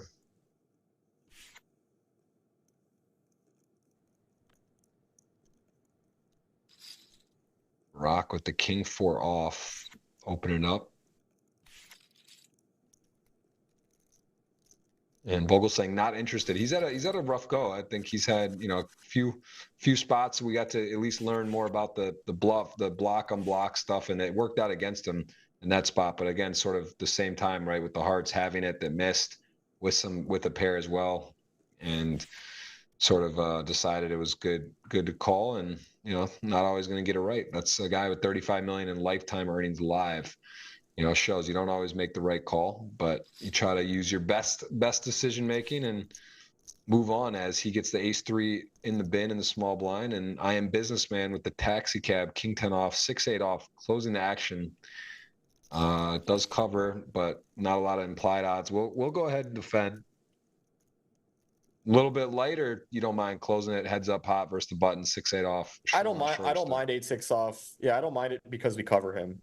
If it was the other way around and we're 2x covered ourselves, like to see a fold there. But when we cover the button, definitely get to defend this one. Now both players with gut shots here. Rodrigo has to continue in some form. I think it's nice to check raise without the backdoor flush draw because you're a lot happier to check raise fold this one compared to like if you had 8-6 of diamonds. You have a little bit more equity and you don't necessarily want to check raise fold 8-6 of diamonds. So this one, you're a little bit happier too. And king 10 just folds right away. So that's it done. It's a really awkward spot for king 10, Pretty shallow. Stacks are going to go in on the turn quite a bit, and you just have sort of a naked gut shot, and he's check raising a pretty tight value range. So,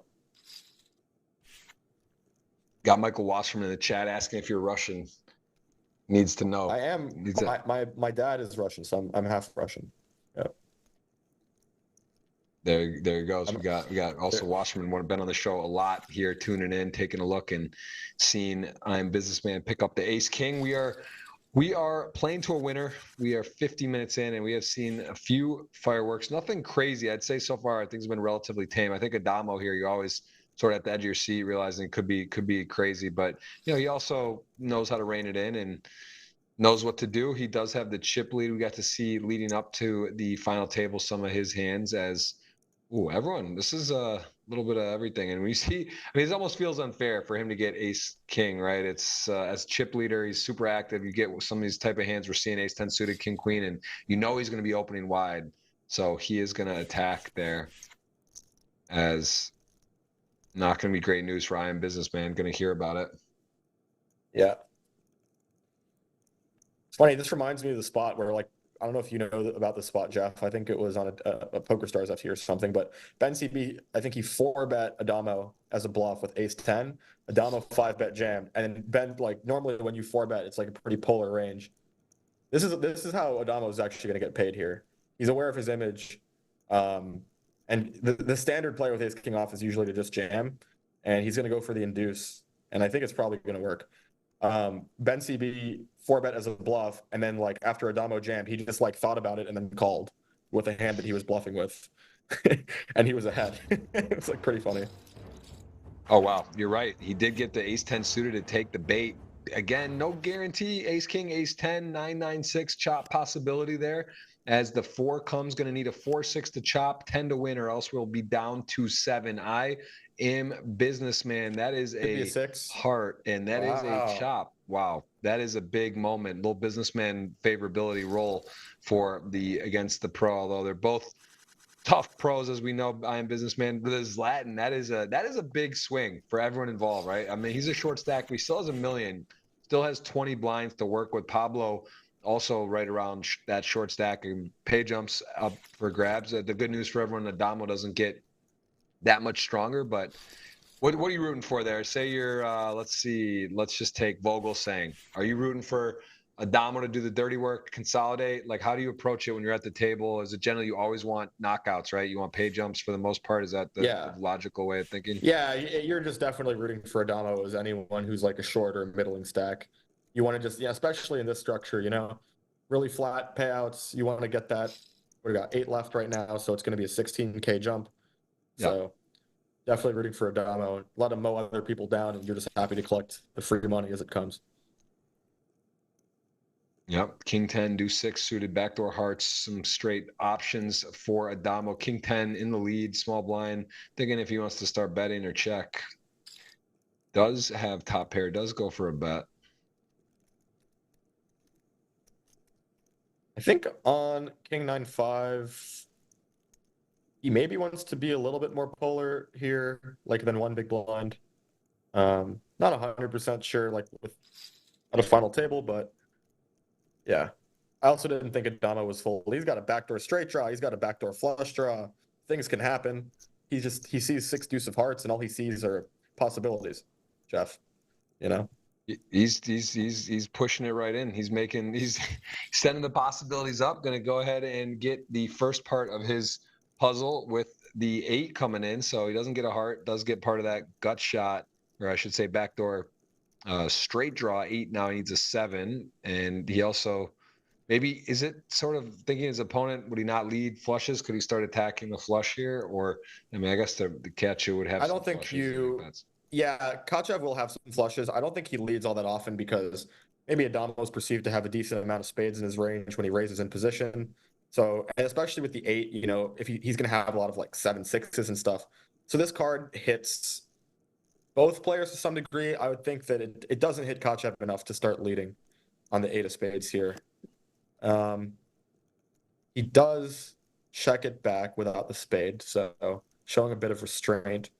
Now, as Kachev, there's not really a whole lot of incentive to bluff or something, so I think he's just going to check. And Adamo will now consider turning the deuce into a bluff for sure.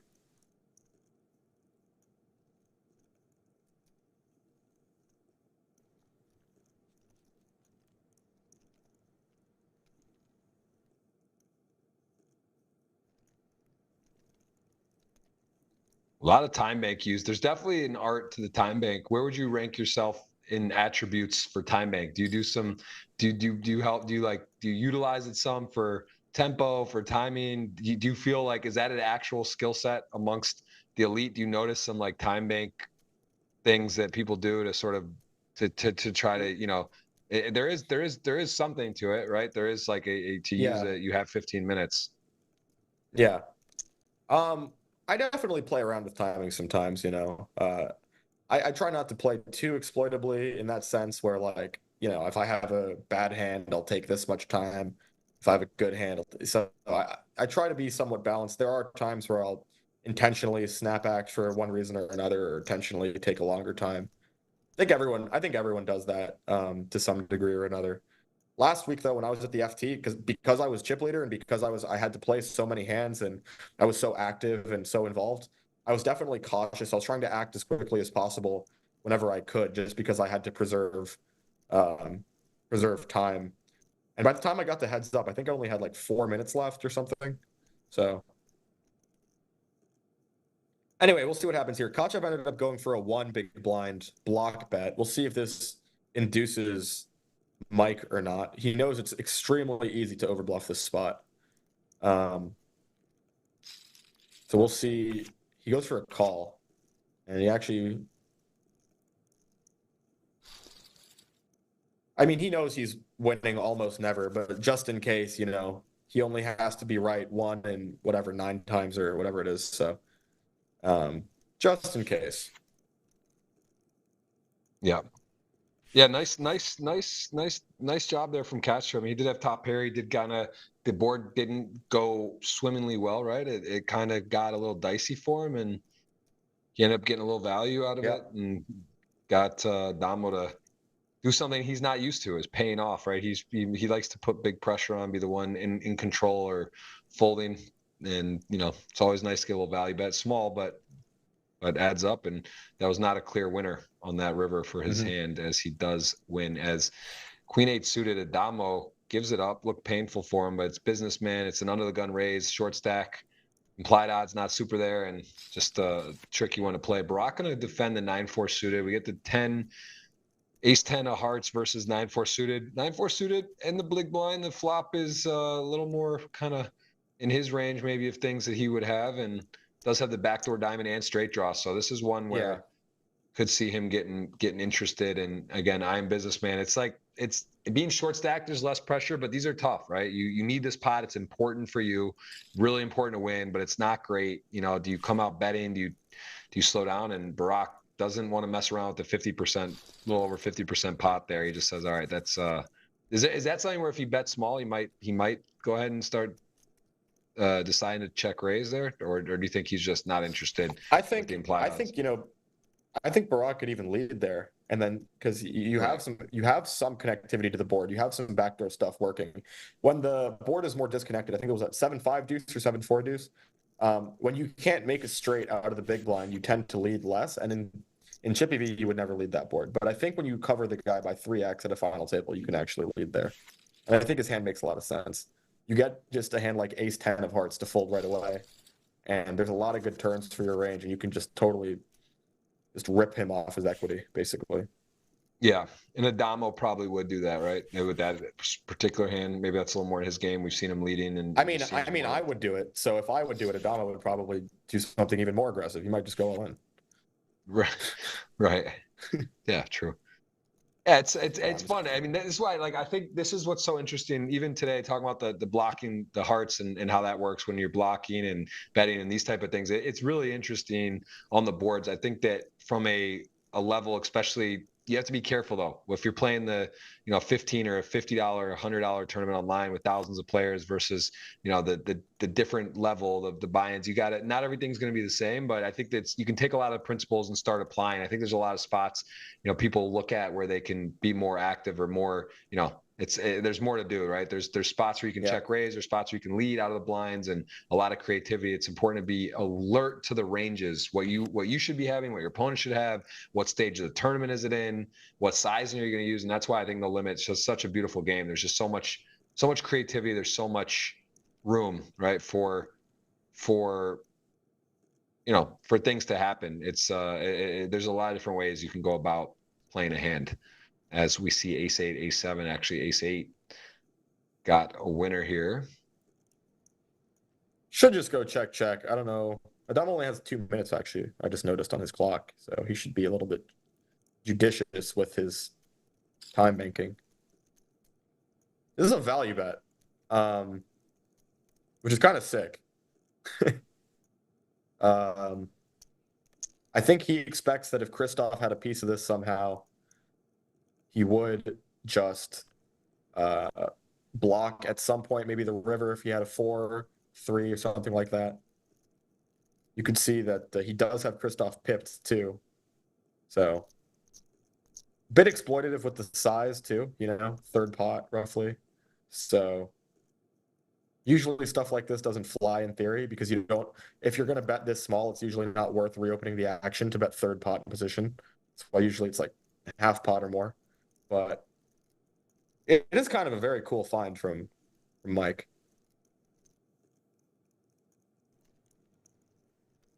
Yeah, I mean, and honestly, ace 7 is one of the strongest hands that he can have that he's beating, right? Like ace 6, ace 7, ace 5 is a wheel. King high would be, a hand maybe you could think about calling or whatever. Queen high, something like that, maybe call. But in terms of ace high, it's one of the only ace 7, ace 8, ace 6. I mean, he has ace 8. So ace 7, ace 6, ace highs that he's beating. Ace 2, ace 3, ace 4, a pair, ace 5 is a wheel. So it is pretty thin. And honestly, Vogel's saying this guy is such a crusher, but he is really, he is 0 for 3, I think, on calling the river today. If you were just watching him for the first time, which emoji or which note you might put on there, but he is somebody you don't mess around with. 35 million in earnings. To put that in perspective, Adamo has 22 million in earnings live, and I don't think anyone else sniffs that here. And that is he actually has no GGMillion title. Vogel's saying doesn't play a ton. I think he has around 1.5 million earnings on GG. But you mentioned we were talking about maybe a little break, right, from the high stakes stuff. The World Series just happened. Triton is a pause, so maybe we'll see him a little more often here, looking for his first title. Both Brazilians have ticked the box as GGMillion champion. And actually, this could be a big confrontation. We got a raise similar. This is almost identical. Open under the gun, Adamo flat, big blind here, and we may just see okay, there it is. This is not king jack off. This is ace queen. It's a real hand, and nines. Don't love it. Shortest stack though. Hands that are nines are going to have to fold. I think like nines are going to have to fold. I'm a little ace queen off is not like a fist pump jam here to me. I mean, the opening range is super tight. Adamo is never going to have ace king, obviously, but I don't know. This is a spot where all of the options feel pretty weird. What's the cutoff for calling jacks there? Tens? I mean, you could throw it in too. Is it really that close though? Because I mean, it's like he's not shoving kings or aces, right? And you have nines. He might. Yeah. It's weird because it's asymmetric stacks too. I mean, Adamo is pretty much never going to have, like, if you have kings in that spot, Adamo is never going to have aces there just because, you know, the way he plays, he three bets so often. He's not the type to trap aces. You know, he knows that he has to three bet aces because he three bets everything else. So when you have kings in Rodrigo's spot, yeah, you probably three bet not all ins. Which makes me think that maybe you just squeeze ace queen off, like you squeeze fold ace queen off, could be. It's kind of gross, you know. You do fold at, like, if you squeeze, for example, Pablo's not going to four bet jam nines. He's going to fold, you know, because he has no blockers. He blocks even bluffs and stuff. So you accomplish a lot of the pairs folding by squeezing non all in, and you kind of save yourself against ace king as well and queens plus. So I don't know. Couple interesting big blind spots for Rodrigo. I'm a lot more confident in the last one. You just fold king jack off. This one, I'm not sure.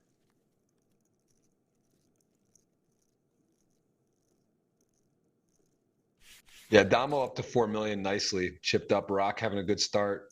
Again, Vogel saying has dipped down from his peak of second to start. And, you know, again, I think one of the interesting anecdotes from today to understand, or would love to get some insight, is the Damo seat selection. He also timed out a bunch. Maybe he was late today, or when they start the pick, or, you know, that's an option too. Yeah. I just like, yeah, it doesn't seem like the most intuitive position to pick. But again, we'll just not know exactly. So here he is, queen six off against the dominated hand on the button, and see if he wants to. Yeah, this hand definitely has to at least call, if not three bet. It's not a particularly good hand, but again, when you cover, and especially versus a button open, you just defend really, really wide. See how we proceed here.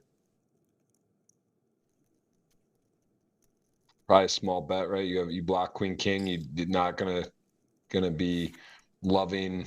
You know, you want to just get off some of these airball hands. Yeah, I guess, you know, backdoor there. 90. He went 93 right into, so what? A little bit, not super small. I think he has to bet though, right? Yeah, for sure. That's a very natural hand to bet. Still probably a range bet. You have to, when you're covered in ICM and stuff, you have to check back way more often, but that board is just too good for in position. You probably still just range bet it. Should go limp check here with the two big stacks.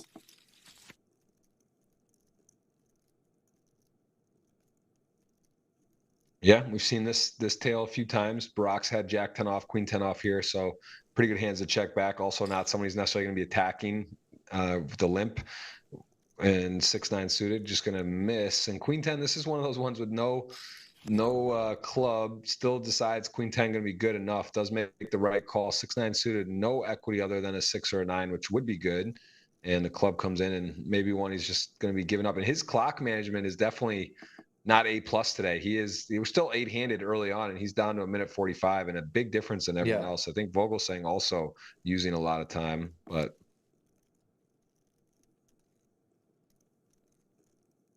And river 9 and a queen, 9 high, queen high. Adamo sees check turn.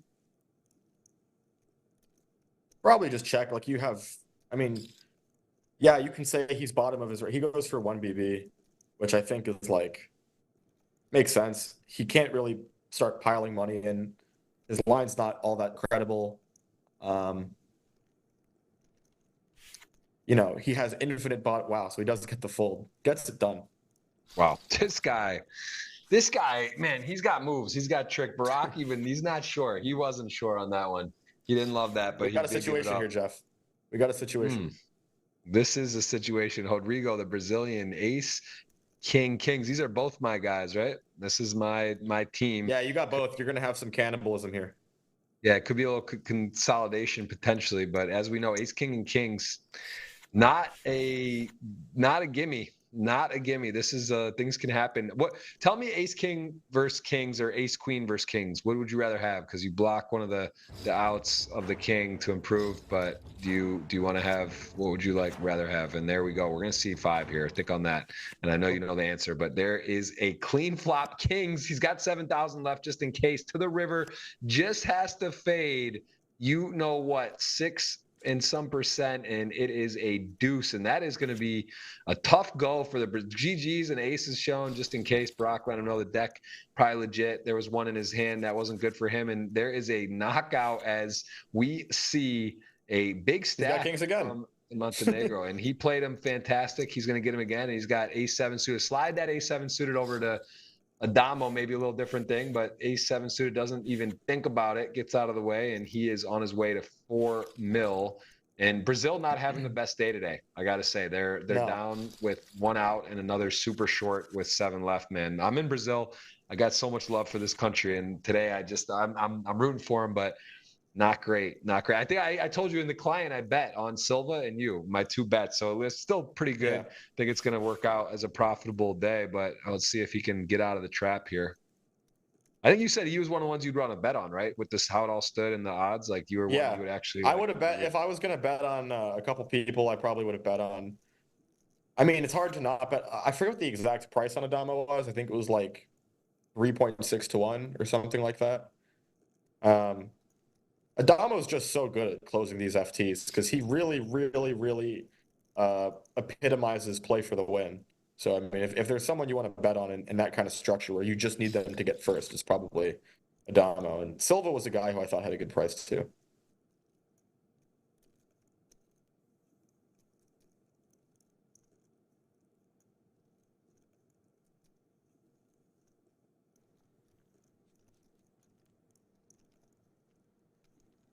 Kind of an awkward one for Jack-7 off. You pick up a piece, bet small. King-8 of hearts probably can just call because you have some king high is good a good amount of the time, and you have some interactivity with the 9-7 with the 8 for such a small size. And then the jack on the turn, king-8 picks up a gut shot, Vogelsang picks up 2 pair.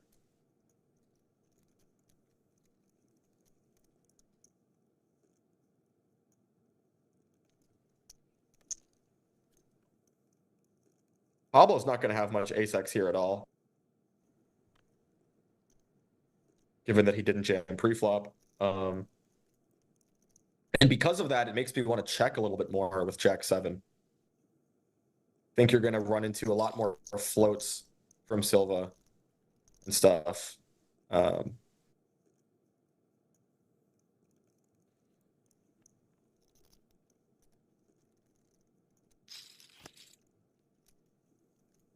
Wow.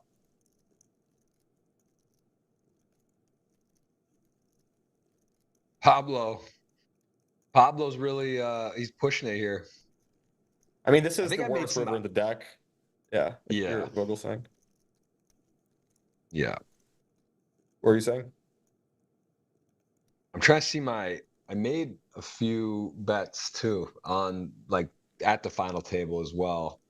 I'm trying to see who I put 4 in, I think, at different prices. I might have bet.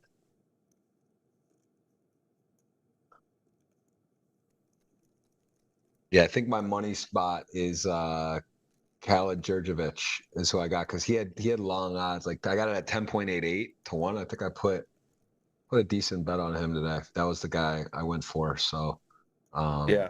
And then pre-tournament I had Pablo. So yeah, that was my. It's fun. I gotta say the in-client betting it's fun, man. It's the pricing TBD if it's value or how sharp it is, but it is fun to watch and make a pick and look around and take it. And Pablo is going to be extremely short at this point now. He is going to need a lot of help. We've seen it before, but he's through the blinds if he folds. Actually, he's got the best hand out of the remaining hands. Let's see if I guess Jack-10 suited is going to open though. Not necessarily. It's kind of close. Jack-10 suited. For cutoff, it's probably... Yeah, I was going to say. Really? I'm a little surprised. I mean, Yeah. yeah, I guess his name's I Am Businessman, but he's not really a businessman. He's playing pretty sharp. And King 9, here's the start. Pablo, vamos, gente. Come on, baby. You got to hold. Let's keep it interesting. That is a good flop. Not a great It's a turn. bad turn. Goes from great shape to bad shape. Needs help. 68% of the time he is going to be out. And that is GG's. My man is on fire, and he is running a bit amok right now with the knockouts. Not a knockout tournament, but is doing some work. And 4.3 million. He is your chip leader.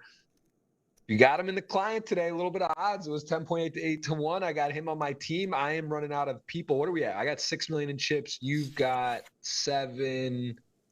Did you lose, Pablo? 6, 7. We're pretty even. 2 and 2 and 6 and 7 million chips. Audience at home, $50 or $100 giveaway. That's going to be depending who wins that. And that is, again, to get in, hit the thumbs up, subscribe, say what's up. Let us know you're enjoying the show. Appreciate everyone being here. International audience, pregame show weekly. Make sure you're tuning in about a half hour before. Going to get to see some hands that led up to the final table. Going to get some in-depth analysis on the players and take a look at the leaderboards lifetime. Again, Artur Mortarizian, the all-time leader with championships, as Adamo looking for, I believe, his 9th. I think it's 10 for Artur, 8 for Adamo. He is right on the cusp of another one here with a lot of chips, and we did get to look at some of his hands leading up to the final table. Some interesting ones as we see my man is running Dijon, is it? Dijon, Devin? I think his name's Dijon. He has got 4.4 million, and he's having fun right now. He is absolutely going to work with his stack. They sees Adamo on the button here, though. Does he want to open it? No, he's going to pass the Jack 9 off. Give a little respect there to the puck. And gonna announce got again GGPoker on Twitter. $100 opportunity. Anyone's eligible. And if you're thinking, I don't have a GG username, I live in America, I live in a jurisdiction, you could still enter. You just give a name, maybe a friend. I'm sure if you love poker, you got someone you know that can play on GG. Gift it to them, give it to them, have them give you half, whatever, right? May as well get in. Still have time to do that. That is on the GGPoker Twitter page as well. Yeah, this one's actually going, I mean, I don't want to say quick, but the stack sizes are sort of making it, it's sort of like, it's consolidating. Bigger stacks, few smaller ones. See deuces here, 30, 60K. First in, button. Yeah, I think this is, we could probably just go with this. We have the lowest risk premium on the button. I mean, a hand like 4 is for sure in. Deuces for, how many bigs is that? 15. Oh, it's 15? Actually like 16 bigs.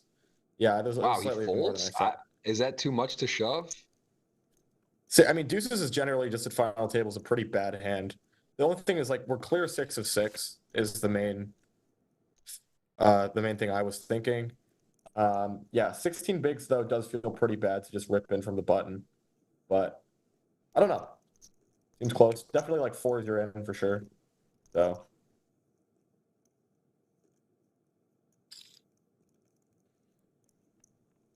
You can see that this particular businessman is extremely ICM aware, very cautious.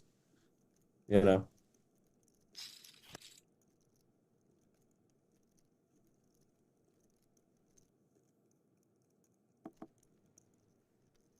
so many interesting hands. Honestly, it's been. I mean, I love it. It's just fun. It's been interesting final table. Well, if you had to bet on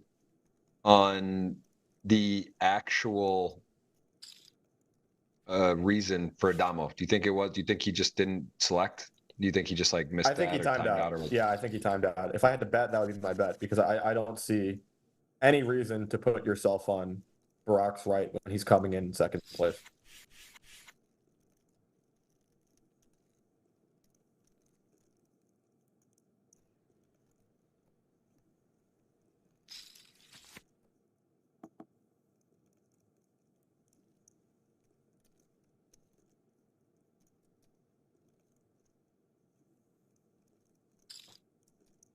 End of the Twitter, you just go to, actually, I have a tweet as well. I think, do I have it here? Let's see. I will put in, I have a Twitter post as well. I'm going to give you guys that $50 my pin Twitter. That's one. GG has a $100 opportunity. And I'll put that link as well. And then 100 on GG. Let's find it. I want to do the dirty work for you guys. Interesting spot for queen 10 suited. I think it just folds. Yeah, it's too weak to jam, and there's probably no flats here at all. So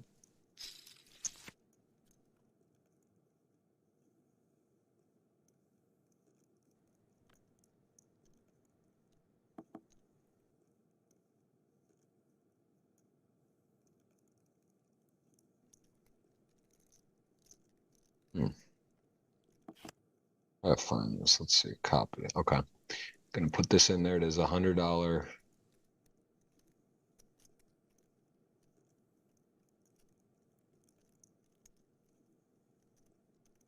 So we're looking pretty even right now. Yeah, ace two suited. These guys have played a lot of blind on blinds. Is that just me, or is that mostly just because these guys get to open a lot, so the other ones aren't getting blind on blind situations, and then just some of the distribution? this isn't blind versus blind. This is Barack. Oh yeah, okay. Under the gun versus big blind. But yeah. We have seen. Barack and Adamo have seen the most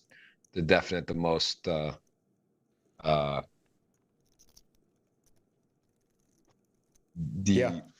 The most. We've seen a lot of blind on blind. It makes sense. Those two have had the most chips pretty consistently, aside from Kalidrujevich, and into those particular two players' blinds. One, because of the chip distribution, and two, because of who those players are. Not super attractive for the shorter stacks to be opening exactly wide into those blinds. That's why we've seen them go blind versus blind a good bit.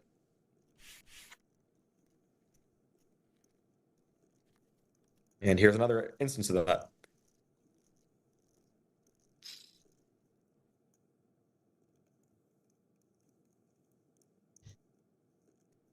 Yeah, ace two C. I mean, I don't. It's been a lot. I don't want to say every orbit, but it's been frequent, and of course card distribution. But here we go. Ace deuce suited, the nut flush draw in a pair.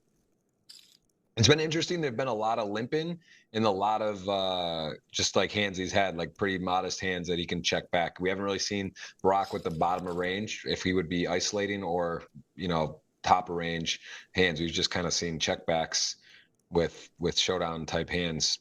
And here, Adamo in unfamiliar territory making a hand. He has the nuts on the turn. Actually, a board where his opponent definitely with checking back could hit pretty hard here, right? This is one where he could have some two pairs or straights or some solid possibility. Of course, he just has a 6 on a pretty ugly board for the ace 6. And now the 7 on the river, 4-card possible straight. The flush is available, nut flush there for ace deuce.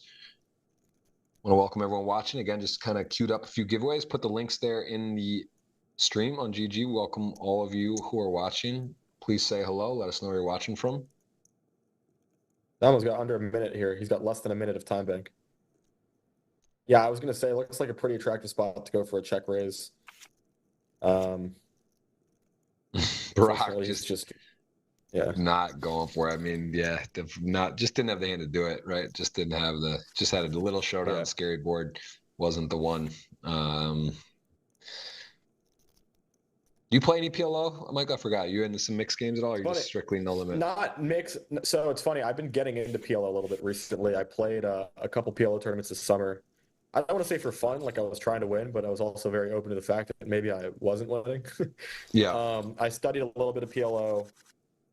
I final tabled, and I say final table, but it's a super small field. Like it was a min cash, but a 5K PLO with Poker Go. I played one of those. I played the 10K PLO at WSOP. I think next summer I want to play some more. Like I want to play like the 25 and maybe 50K PLO next summer. So it is a fun game. Yeah, it's a fun game, and the fields are really good. I think I was for sure winning in the 10K PLO, despite not exactly knowing what I'm doing. Because the WSOP ones just gets like 1,000 runners and such an incredible tournament, freezes out. So maybe, I should go walk here. And then as for mixed games, at my house this summer, we hosted a couple like fun mixed game home game tournaments, like $100, $200 buy-in stuff, like playing no limit deuce to 7, playing 5-card draw, usually big bet games because I kind of hate the limit games because they're pretty boring, but had a little bit of fun with it, but not really a mixed guy myself. Yeah, it's fun.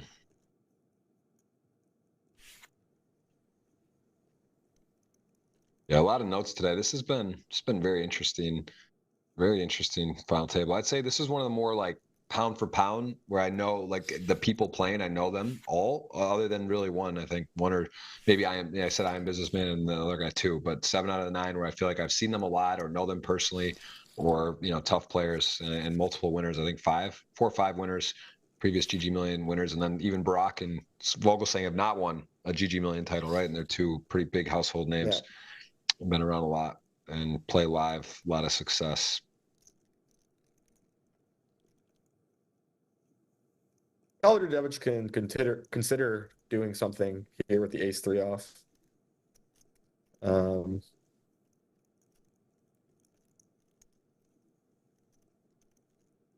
Other than that, he'll have, I guess Barack would defend big blind, maybe. Against the slightly increased size, it's really close. So now we'll get to see. He just folds, yeah. Queen 5 off against that range is probably too weak. You just, just covering, I thought, maybe there's a chance we see something there, but no, not against the 2.1x size. Both players with the dirty diaper here in the blinds. Yeah. Yeah, King 5 suited. I mean, I Am Businessman really has not had a chance to spread his wings. I mean, even sitting 6-handed, sort of stayed out of the way. Got, he's short, but 6 is a nice little ladder, right? 90K, big jump here to 116 in 5th, 6-figure club if he can do that, although he is the shortest right now.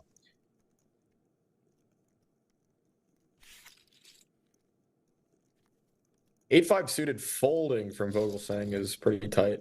Not sure I would have folded that one.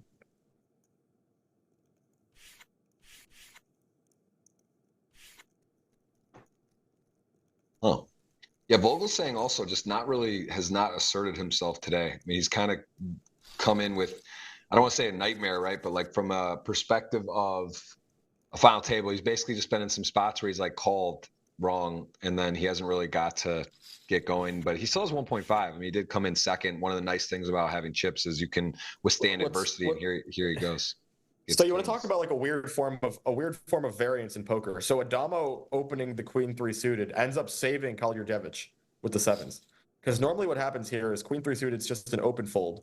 So Vogelsang opens button, and then Kaljurdevich just would shove the small blind.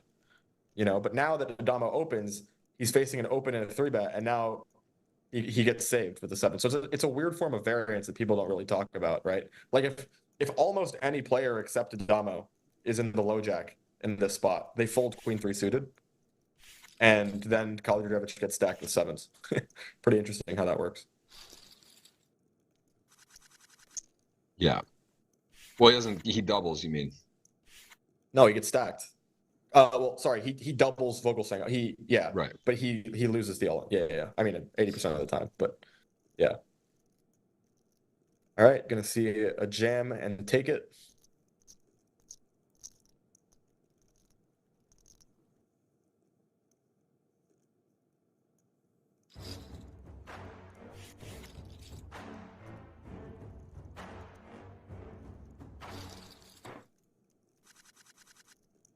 You know what's funny is I'm actually less sure how to say his first name than his last name. Which I think it was is it Dijon? It's Dijon. Yeah, well, I know how it's spelled. I don't know how it's pronounced because I'm pretty sure the letter J doesn't exist in like those Balkan countries like Serbia, Croatia, Montenegro. So I think it's maybe like Dijon. It sounds something like, because I don't think the J is pronounced, but I'm not sure. But I am pretty sure it's Kaljurdevich. So it's funny that I'm kind of trying to stay away from his first name here and just go with the fucking 9-syllable name. Actually, I said I bought one other piece. I had Samuel Muller as well, who's been a guest on the show. Took down that 25K PS. Well, what was it the GG 10 mil last Bahamas, and he went out. I'll take that. The word, out. He was out 151. He was out immediately, so that was painless. But then I had a little piece of him, and then Pablo and you today, so that should be okay. And then at the final table, the bet, yeah. So I got, like I said, I made a couple bets. The price for this guy can close, man. I mean, this guy's playing good. The Dijon, he's a tough player, man. I feel like he's dangerous. He's chipping up nicely. There's businessman. Yeah, he got some hands. He goes for just a okay. So this is a little. He just sort of goes for the committing. What size did he raise to? Maybe I missaw that. I didn't see it correctly. 655, right? Yeah, so that's just like the half his stack committing raise thing. I would have gone for, even though he had not that many bigs, he had like what, 16, 15, 16 bigs. Still got to make it like 4 bigs there, 4 point something with aces. Still too strong to just rip it in, essentially. Interesting one here, open ender for Kaldrjevich, and Adamo has the bottom pair with the backdoor hearts. Probably just check, yeah, and then there's the nuts. So see how we proceed. Nice looking board. I will say too, like, this guy runs pretty good from the FTs that I've seen. Kaldrjevich, I haven't seen him lose too many all-ins, and seems like he's got it pretty good. I'm not taking anything away from how he plays. Plays great. Don't get me wrong, but you know, you got to run pretty good to ship back-to-back super million, like the multi-flight 10 mil guaranteed super millions, and get second in the Triton thing. So, well, he's got Adamo on the hook here for some bets. He still has the nuts. What a run out! Nice to have the nuts on the river. No board pair, no diamond, no scare, just pure nuts. And ace 5 suited against the big blind here. Does Adamo? So you're telling me Adamo would rather have, like, him not having the because you're saying this would be a spot where you would think that if you miss diamonds, you shouldn't be bluffing really diamonds, right? correct. Yes, that's correct. So if Adamo had ace whatever of diamonds, this would be like if he had an ace jack of diamonds, Adamo, this would be a pretty good bluff catcher in this spot. But with that being said, what would be so? Okay, let's go to the other side then. For DK here, what is one of the better bluff combos to have? Yeah. I mean, so if you're DK, you know, maybe it's better to bluff. If you're going to bluff diamonds, it's kind of similar to the spot. You remember the hand last week when I had the 8? Wow, it just jams. I mean, Adamo has to just snap fold this. This is, there's nothing to do. You can't call ace 5. This is a spot where you only bluff catch with like super blocky, like, you know what I mean? You need to block something. You need to have a 7 or an 8 in your hand, and you fold 90% of your range in this spot. He should just stop like wasting his time bank, because that's like my biggest. I'm getting nervous for him. Based on the seat and based on here and burning so much clock, is he just 20 tabling probably something? Is that what's happening? If he's 20 tabling on a Tuesday when there's no series going on, there's no tournament that's like over a 1K buy-in even happening right now. How is this? I mean, I'm getting anxious for him. Like, you got 10 seconds left, bro. Like, okay, you know, I would have folded and saved a minute. You know, like, are you ever calling in that spot? Like, wow. And he's not posturing, by the way. He's not. He's genuinely considering calling. Like, he wants to, you know. But it's yeah. I'm a little. Yeah, a little surprised by it, but I mean, I don't know. I guess, yeah, he's. So now it's a really interesting dynamic, because I think the way it works, I've never run at any GG final tables. I've never completely run out of time bank myself. So, but I think the way it works is if he gets to 0, and I think somebody in the chat asked about this earlier, if he gets to 0 in terms of his chess clock, then I think he has 5 seconds to act on every street. Yeah, that's the way we've seen it. We've seen it a fair amount, and we've seen definitely like a heads-up match where there's both players out. I mean, it is interesting. It does, yeah. Especially someone who uses a lot of clock. Adamo does burn clock, so it definitely impacts him. Yeah. I mean, this is to be 6-handed and to have this little clock comparatively. It is a little interesting, right? I mean, it's like makes you wonder about him being chip leader and then like he timed out or something. Like I said, like maybe he's doing something else. Maybe he's trading, you know, maybe he's just trading crypto. He's just like day trading crypto on the side. Yeah, maybe. Like, yeah, that's what I'm saying. There's maybe something's going on. Like if I had to guess, speculate, just complete random guessing, like he's occupied and this isn't his most that's where we strive to be, right? On a Tuesday afternoon playing for 300 and a 10K chip leader, that's not your most engaging activity going on. That's definitely would be. No, I think he's engaged. I think the problem is he's too engaged, and he was thinking too hard about that spot. Maybe, you know, where maybe you just listen. The guy bets like 3.5x pot over bet jam. You have 4th pair, no blocker to any straights or anything like that. You know, maybe don't. I'm not trying to be too critical here. I don't, I try not to be too critical, but I think it's definitely not worth wasting, the last minute you have of time bank in that spot when calling would just be like a colossal, like, deviation at least from theory. So You better be right, is what you're saying. If you call there. yeah, I mean, yeah, you bet. It's like the 10-6 hand I played last week. You better be right. Like I was pretty sure, that I was going to be right in that spot. But if I wasn't, it was going to look really bad, and I was aware of that, obviously.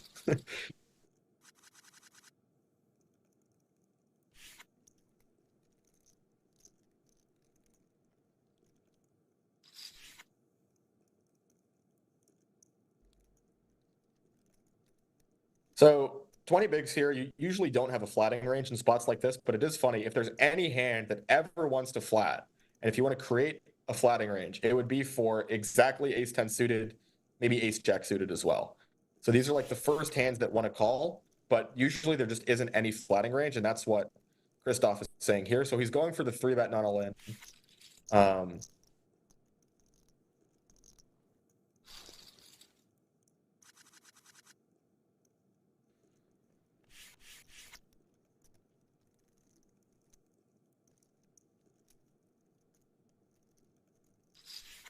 King, queen, reasonable hand button going to open, takes it down. So yeah, I'm businessman off from short now. 1.4 Vogel saying 1.7. Still 6 remain. Play to a winner. It's a little interesting there that Kalajdzic was opening to more than a min raise. We'll see if he does it again here. Yeah, so he's going 154 at 70K big. He should probably just be min raising all of his every single open because he's opening so wide that he needs to give himself the best price to raise fold. And if you're opening bigger than min and you're opening such a wide range, you're putting in too many chips with your whole range. So usually, wider opening range, you go for more min raise. Tighter opening range, then you like if you're opening a super tight range into like the chip leader's big blind, you'd increase the size at a final table like this. You go like 2.3x or something. Ace 9 off can either fold or click here. Actually he has what, 20 bigs to start? You could make it. You could go for a click here with ace 9 off maybe. It's a little bit out of line ish, but probably mostly just fold. Fold or click. Yeah, can't jam. And he jams, wow. Goes for the jam. And as it turns out, with that hand and that holding, it did work out because he shut the door on king queen off, making a move, and he wouldn't have been a call. And that is a nice pickup. 5.7 million playing to win today. 10.88 to 1, I believe, it was at least yesterday, and resale around 11 to 1 for him to win. And he is in the driver's seat at the moment, almost getting close to double Adamo, not quite. Barak here with king queen in the small blind facing the Vogelsang under the gun raise. We've seen Barak loosen the belt a little on the small blind. Queen jack off called. Here he's calling against under the gun, 6-handed. But what's that? Yeah, so he's opening low jack. It's king queen ace 8 suited. Tell me your thoughts on the king queen flat there. Flatting from the small blind. Yeah, I mean, usually king queen off is a hand that likes to 3-bet bluff quite a bit. Flatting is not outrageous. I mean, I probably myself would have gone for a 3-bet not all in, but don't think it's bad. Yeah, flats gets the one card he doesn't want to see immediately in his mind on the turn, which is in fact in play here as Vogelsang goes ahead and smacks the ace on the turn. Yeah, and it's that also flop like gets called. Yeah, right. So you would think that when Vogelsang does bet the flop, he probably has less ace X than usual, right? Because if he had ace queen, ace jack with backdoors, stuff like this, like these hands would kind of want to check flop. So he does reduce some amount of ace queen, but he has a pretty bad combo to continue here on the turn. I guess the king of hearts isn't super bad because it is a pair, so it's not like he's blocking barrel offs, but the queen is pretty bad, and so you'd much rather, like, he has a hand that you'd much rather unblock all the bluffs and stuff and call maybe a weaker combo than that one. Should go open and call here.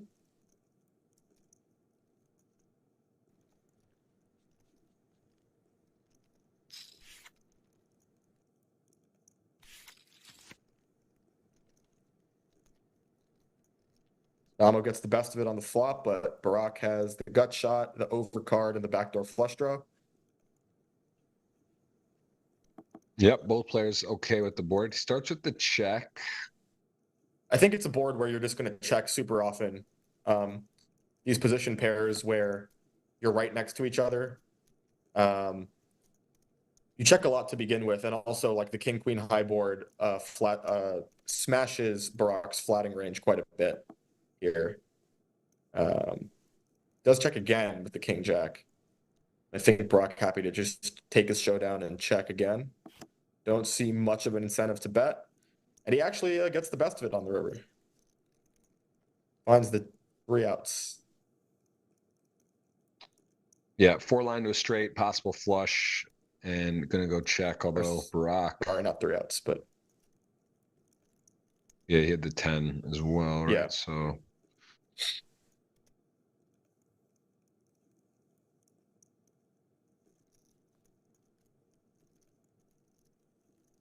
yeah, he beats a lot of the 2-pair combo. Queen jack beats king or king jack queen jack. wow, he Does just that get called? snapped. Yeah. Nice hand there. 2.7 million. Barak right on the tail of Adamo. Mm-hmm.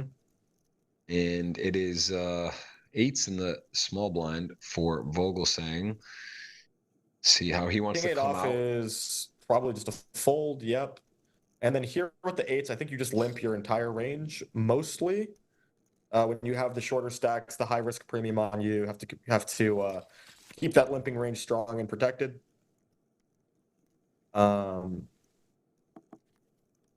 Ace 9 deuce, you're doing quite well here against Kalderdjevich, but with 8 specifically, maybe you don't want to go for a bet.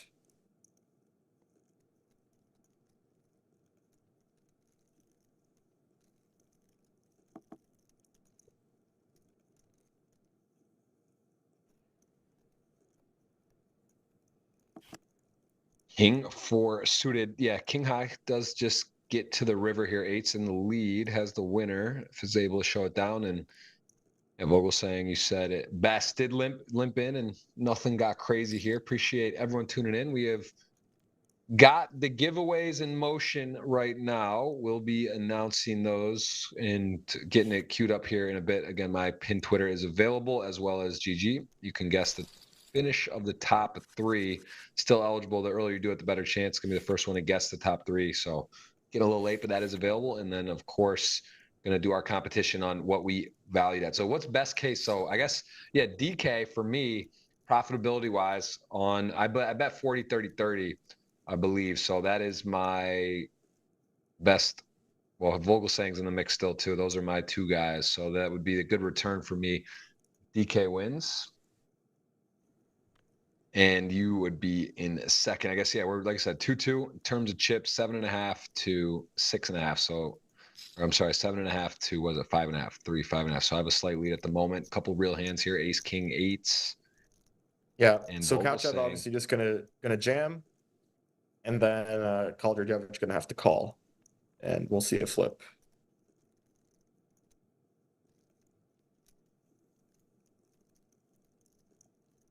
Yeah, ace king, gotta love this spot. Looks good. You get the button raise and a flat, although exactly that sort of middle pair that is the one where you're actually behind on the flat, and then you're gonna see 5. And he does snap call. Looks almost like must think he's in bad shape how fast he called. That is a fair flip. 8s, and that is runner needs a board pair and an 8 or some magic board pair, and it's not gonna double.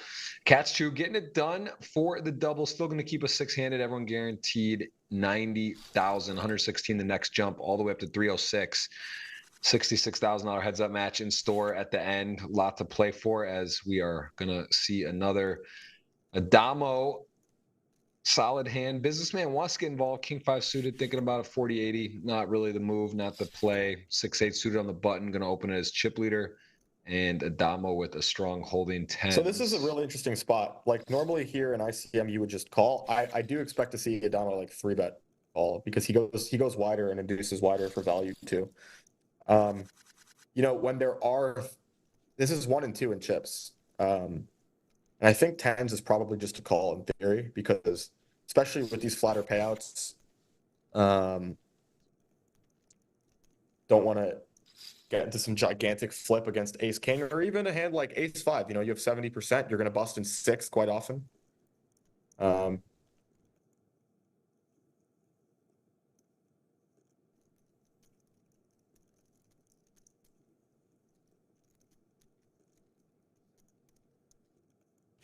Wow, so Adamo makes it 4 big blinds here with ace 7 off. Gets it done.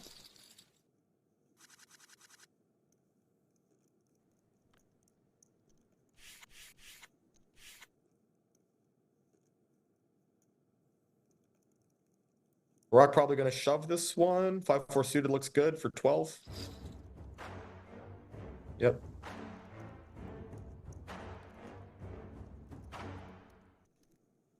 And queen jack off here as the shortest stack. Slightly close. Probably. Does full. I'm not sure about that. King jack off, we're in for sure. Yeah, it would have been a decent spot. Of course, 4-5 suited live, dangerous, but you're, again, that whole thing about risk premium, tough field too, right? You get in there, you got a chance to be good. If he does show you ace 5 or king 9, something like that, king 10 and whatever, as long as you're not dominated, you know, it's going to be okay spot in general to get in the mix. And you got to think about your chances to, you know, you got Vogel saying on your left, DK chip leader to your left, you got Adamo and they're clicking buttons, Barack, you're looking around, it's like, you know, at some point getting it in in a spot where you actually could be decently ahead like that. You know, it's hard to find those type of opportunities, you know, versus taking your chances going post flop against world-class players and, you know, maybe getting shorter. I think that, yeah, again, tournament life is very important, but at some point you got to take a stand. Yeah. Damo checks back. You can see now, like, he has to basically snap act on every street. He has 5 seconds, basically. So, yeah, 2 seconds. He has used that time bank. Yeah. Does river the straight. Calder Dievich's probably not going to bluff. Maybe he can. You just have so much garbage. You can bluff sometimes with the 5-4. The diamond, I guess. Make him fold 8s, stuff like this.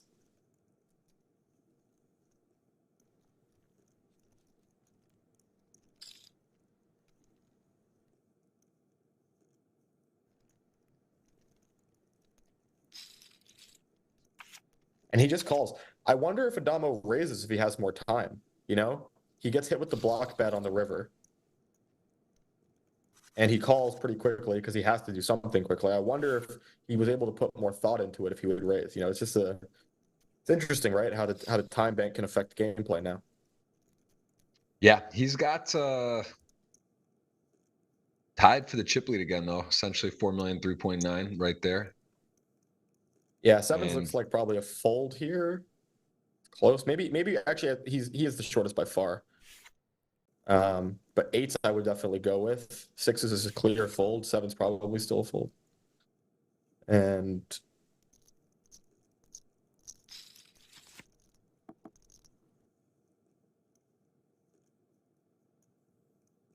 would have the best hand. Also, king would have had a.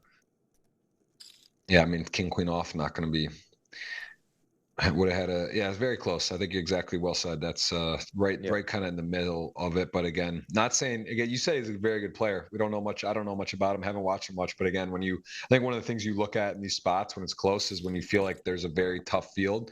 You don't mind maybe getting a little more variance, and then of course being the shortest stack as well. You just might want to lean towards a little more variance or aggression, but as it turns out, we'll see. We don't know. 6 left still, and anything can happen. Do you know actually on GG, is it RNG? Like, is the river set right now, or is the river moving? Do you know that? Because that's always like, I know there's different sites, and I actually though I made a point not to think about it in general because I know there's so many different sites, and over the years played different spots, and really doesn't matter. But I'm actually curious. There's some. It's weird, right? Would you rather, if you had to choose, would you rather be able to like control it with your tempo, or would you rather know it doesn't matter? Like, if depending on the time that acts, what do you think from an overall standpoint? Where do you? I don't think it matters. I mean, like, you can't control it either way, even if you can control it with your like, you can't actually like, right. so I think what you said is right. Like, I think it's just best to not think about it. It can drive yourself crazy with these types of things. Yeah. Yeah, we looked at the pricing before the start. I mean, Adamo favored. He definitely, it's not done just off chips, because there's been times where Adamo was like in fifth and I saw him second price. So they definitely, I think the Adamo factor, we talked about this as well, sort of the ability to actually win is very important, right? Because that's what you're betting at the final table when they put the odds up is what is Right. actually to win, not like, oh, okay, he's first, he's going to finish top three or second, or if you're an eighth and you can finish second, you actually have to win. Yeah, Adamo definitely gets as his resume shows, that he has done that the second most of anyone on GG with 8 titles. Came in chip leader today. Got his work cut out for him, though. A little bit of dogfight. I'd say he got up. He did get a little higher. He's sort of rebounded a bit. He's in the mix here now with a winning hand on the river. And actually, we'll have chip lead if he's able to get to showdown here. Queen Jack, as played, likely will, right? I mean, 6-7 suited. I think 7-6 suited. So the idea of him not betting on the turn is just to protect his equity. He doesn't want to bet and get check raised. But I think if he goes a pretty big size, and he's allowed to go pretty big in this spot, on the 5, he's pretty much never getting check raised by anything. So, like, if he goes polar enough, it's a spot where Adamo should play 0 raises. So I think you have, in this particular spot, you can worry a little bit less about protecting your equity, and I think your hand does really well as a big bet on the turn. Goes for the raise with 8-7 suited against Barack. Barack probably should just fold the jack deuce. Yep.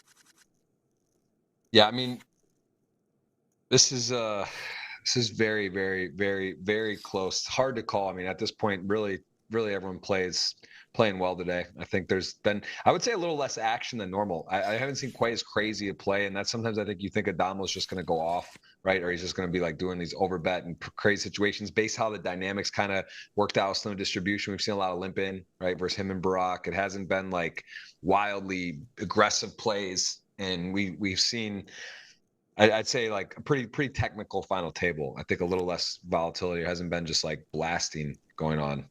Yeah, definitely a lot of interesting spots, some close spots pre-flop to review for sure, but less like as compared to my final table last week where people were just blasting, myself included. I mean, it's a little bit more out there final table. Yeah.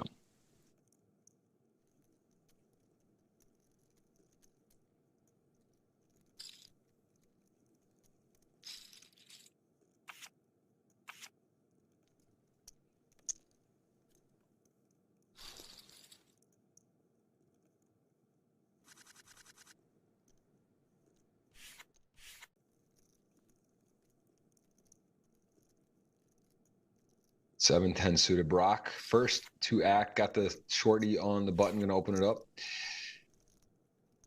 I just say, I wonder if there's gonna be a GG Millions PLO. Is that in our future? Could we get a 10K weekly GG Millions PLO version? I don't know. I mean, there's a pretty popular game. I say there's a lot of PLO online, and they do some specific million series. What would be if you were to put in if you, based on what you see online and what's going on PLO, what would be you think the perfect struck size PLO tournament for online that you'd be like? I think 10K. I think, yeah. I mean, well, not for me, like, I think for the general poker population community, whatever, 10K GG Millions PLO would do well, and we get a lot of runners for sure.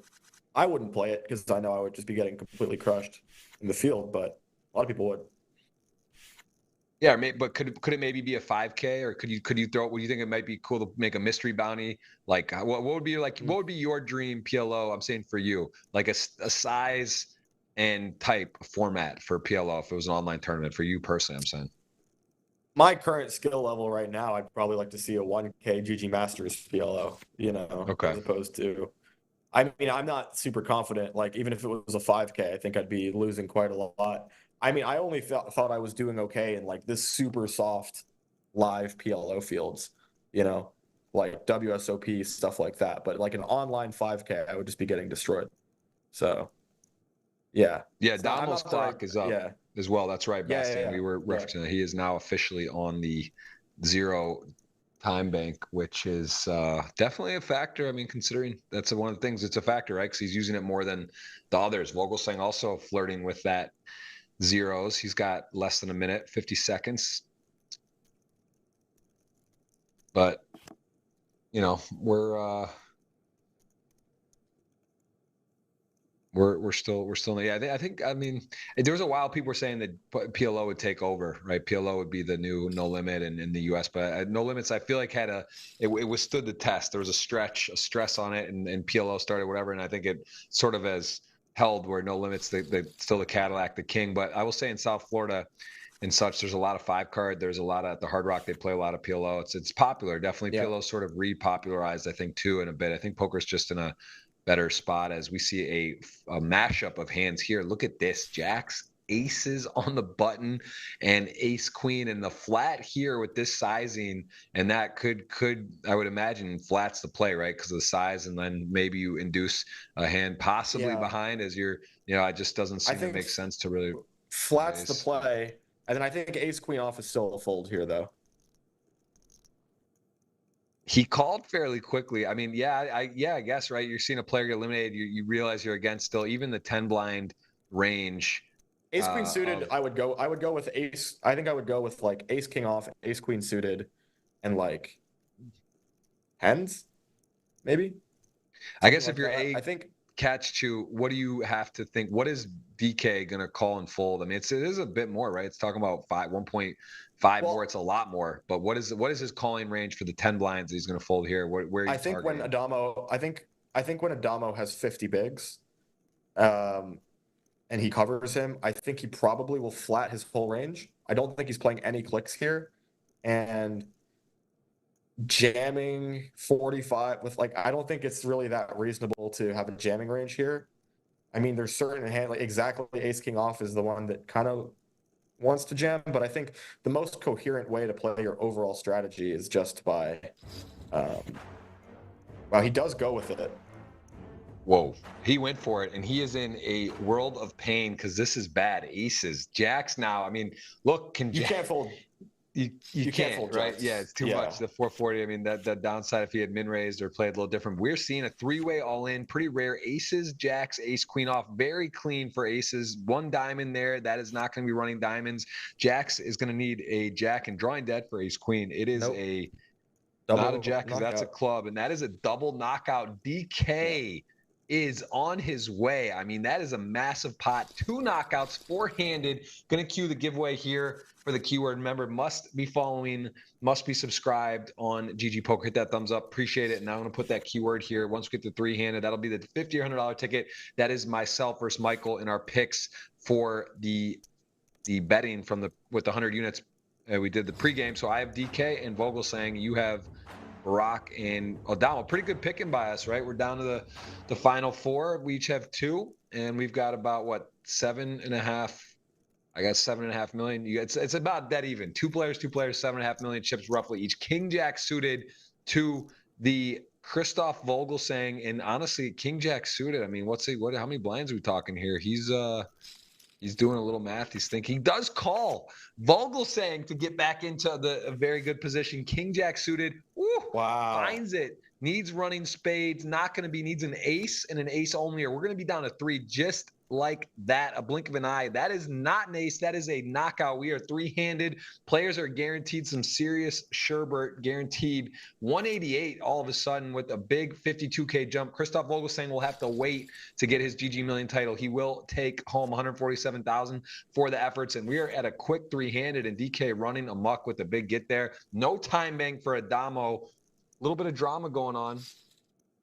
A little bit of drama, very quick. Going to cue that giveaway. And again, remind you, 2 active Twitters. My pin Twitter, Jeff Gross Poker, $50 cash. Good luck. Go over there. GG Poker. You can guess I guess you can't, you could do it in the future because it's already the final three and someone's already guessed it. So you could just do it for fun, get it right. But that is the final three. That's already set. That's GGPoker, $100 ticket every week. You can guess what you think the final three finish will be. So, yes, that is. You remember what I said? You remember what I said, Jeff, about not having seen DK lose an all-in yet at an FT? Still haven't seen it to this day. Haven't seen it. He's yet to lose an all, and that is quite a stat. You put that on the stat line, the pregame show. We could put never lost an all in. That would be quite just a ever, just never in his life, just not at any point. That is a dangerous poker player. I don't want to mess with that. I mean, we know that's not true because he's not won every time. But what you've seen, that could be true or close to it. When you've watched, when you've been around, I think you've seen him do well. He lost. I lost him. I watched him lose an all in. To get second in the Triton 100 and 25K main, obviously. But if we limit it to GG 10K final tables that I've seen of him, he might have lost like a small all-in when he won those other two big 10Ks, but if he did, I don't remember it. So well, I'm going to give you a pretty wild stat for this fellow because he has never played. He's newer to this season, and he only has 9 appearances with 2 cashes, 2 in the monies is what that would be, right? That's what a cash is, appearances, cashes. And he has, 2 final tables, 2 cashes, and he's got 2 wins. So when he has cashed, he has won, and shows that he's going for the pretty rare, like to play, that'd be 10 times 3 FTs, 3 wins if he can close this lead out. I mean, he's got more than the other 2 combined, but a lot to play for, a lot left, and Jeff, 2 very formidable opponents he is battling with. In his 2 cashes, Jeff, how much does he have? How much money has he cashed for in those 2 cashes? Can you check for me? The 2 cashes. Let's see on the stat sheet. I'm gonna just double check that, but that is 3.27 million, I think, in the in GGMillion. So he's got 4.4 million. Right, he has 2 cashes in GGMillions, and it's a combined 3.2 million. So on average, when he cashes, he makes 1.6 million. Well, that's going to bring down the average here today because even if he wins, it'd be 300. But either way, he is going for some unicorn stat line with what he's done. He is. I'll take that. You're not going to cash a lot, but you're going to cash when you do. You win. Actually, though, still that's not bad, right? Out of 9 appearances, 2. Or I guess 10 for 3 now. He's 3 for 10, 30% cash, and it's also pretty high. So, guy can play. Guy can do it live. Some guys are on fire. He's using it. There's that 5-second clock coming to play. Queen 10 off. A little different situation, blind on blind now versus 7-handed, 8-handed, 9-handed. And as we see, Adamo does go for the raise. Blinds are up 50, 100K. Pretty good hands here for all players. We got Ace-Jack on the button for Adamo. King-8 suit in the small blind. And he's putting a little tariff tax on it. 229, not a min raise. Ace-5 in the big blinds, a hand to contend with. Yeah, Ace-5 off, you probably don't need to just start bluffing with it. It's pretty good against the button range. Ace-Deuce off, you're a little bit more apt to do something. And then he doesn't lead flop here on the 6-5-4, which I think he actually just snap checked. I don't even know if he fully even saw the flop. He snap checked on the flop, but I would definitely strongly consider leading. Obviously, gin card on the turn for Mike goes big.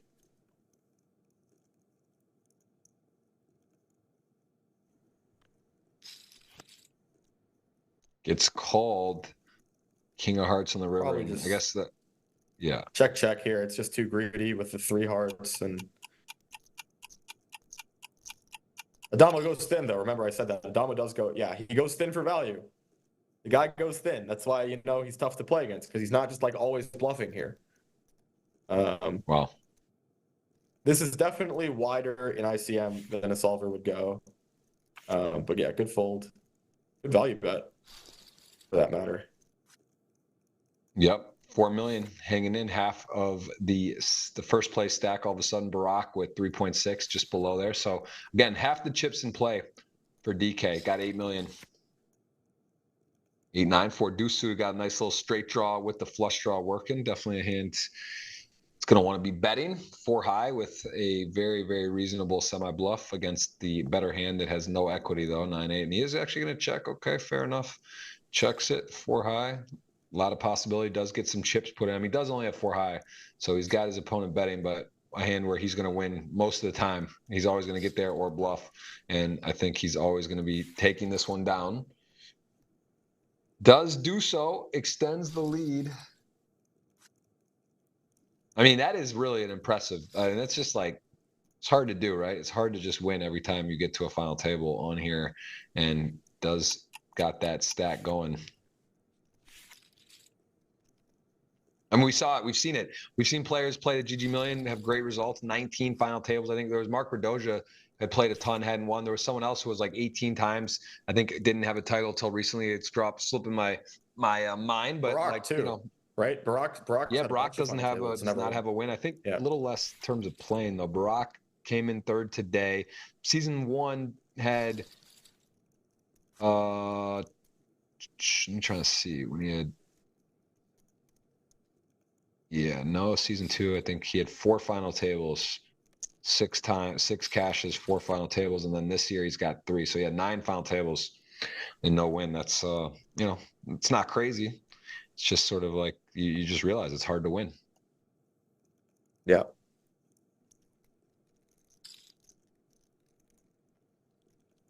Well, how big of a no time bank do you think an issue is that? Like, how big a disadvantage is it? I mean, for me, I can only speak for myself because I don't really know how Adamo thinks or how quickly he thinks. For me, it would be a bit of a problem for sure. I'd be a lot less comfortable playing complicated spots, playing intricate lines, stuff like that. So, yeah, it's definitely a serious consideration. Mystery hand. Ooh, mystery hand. King 7 in the small blind. Gonna see a fold from Barack.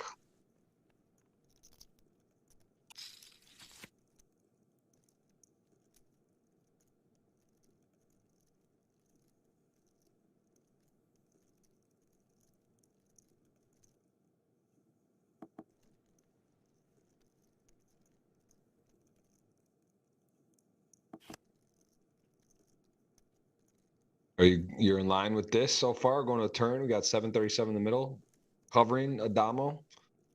I think you can just bet pretty aggressively on the flop. Seems like it's pretty close to a range bet when. I mean, your range is pretty wide on the one hand. You're out of position. On the other hand, you know,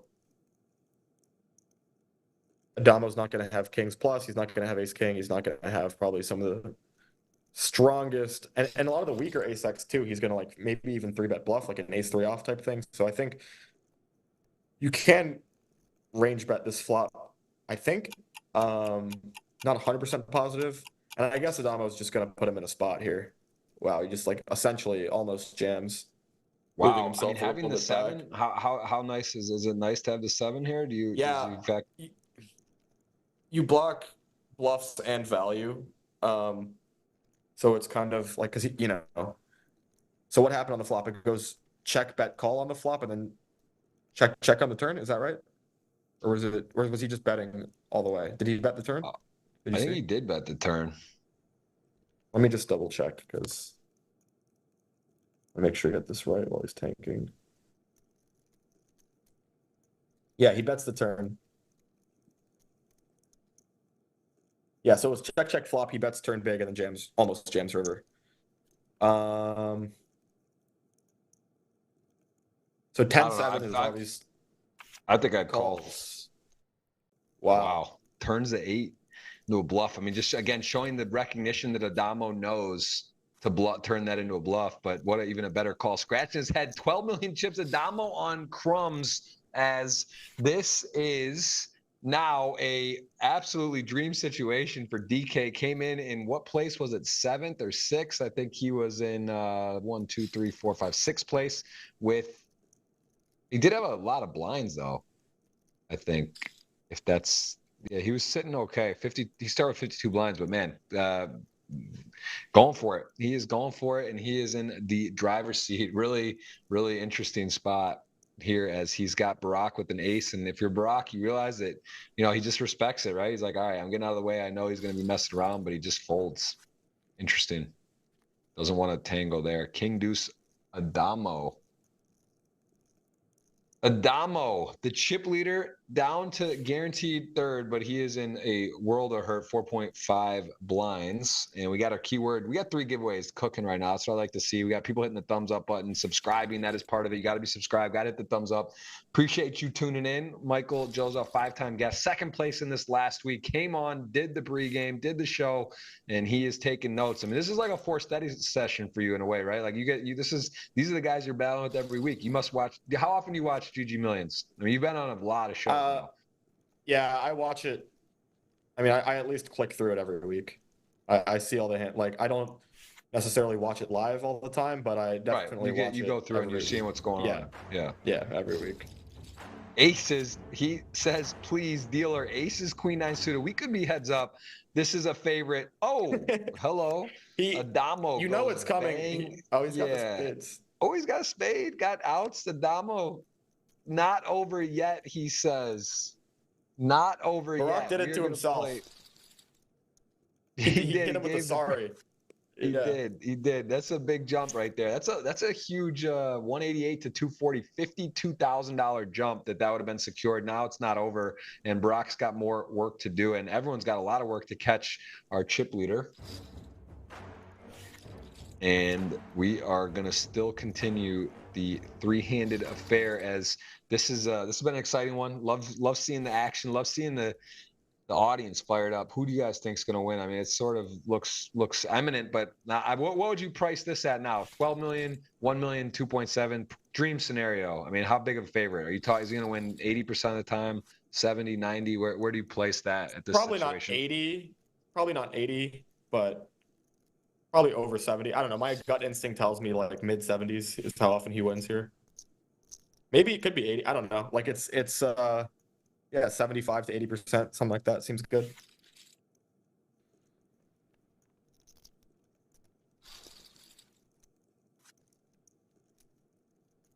Yeah. Another awkward small blind spot with ace 9 off here. Ace check off, you saw last time he open ripped like 25 bigs. Seems pretty reasonable. This one I think is okay. Same idea. Goes for the open rip.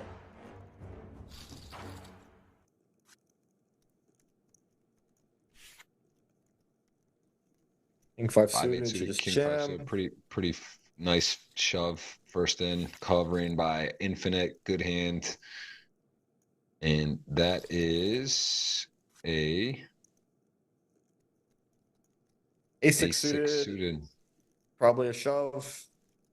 No reason not to shove. When Adamo folds, Barack just can't really call much at all. Wow. Just like mine last week with the ace 6. Remember the ace 6 ran into the kings? And I got it done, you know? Yeah. Got it done. Well, what about folding threes there with the Adamo so short? Just calling off the principle, like same thing. You want to be first. Yeah, it's close. It's close for sure. I think probably like 5s is like an easy call. 4s is probably like the border for me, and then 3s I would fold. But yeah, Adamo has by far the least risk premium on him. His risk premium is probably between 5 and 10, like 7 or 8%, something like that. So he probably needs like 7% additional equity to call off. I do want to announce the winner, GGPoker, on the Twitter giveaway for the $100 ticket. Since we are to our final 3, I'm telling you guys, no point to guess. You could go on there and have some fun and get it right, but it won't matter. The winner has been awarded. He got it. Barack, Adamo, and DK, all again, not in the order, doesn't matter. And the nickname on his GG account is Big Moby Dick, and his online Twitter name is Pavel394637777. You are the winner. $100 ticket coming your way. Congrats. That will be available each week, so make sure you guys give a follow to GGPoker on Twitter and be alert to put in your guess every week. Have a chance at that $100 ticket. So that is done. And then there's still 2 active. My poker Twitter, Jeff Gross Poker. You guys can get the $50 giveaway option there. And what else? We have this right now, what you're doing in the chat. You're typing in GGPoker space, Jozoff space, your GGPoker username for either 50 or 100. If DK can finish it, it's 100. If Barack wins or Adamo, it's 50. But either way, some ticket coming your way.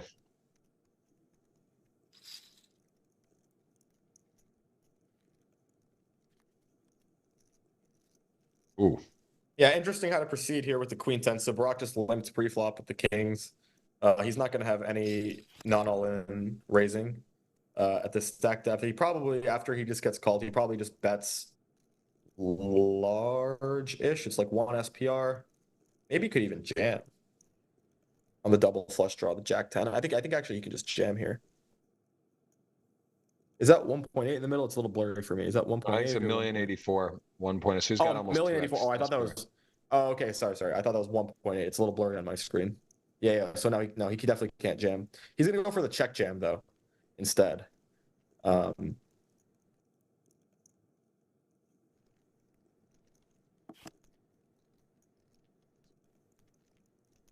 Goes check check.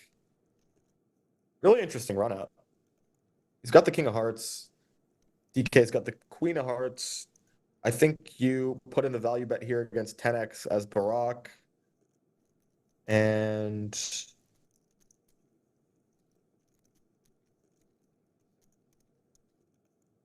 well, actually, the 4, I mean, he could have even like some 6-5s. Is that possible? 6-5 of clubs. Bet raise call. Yeah.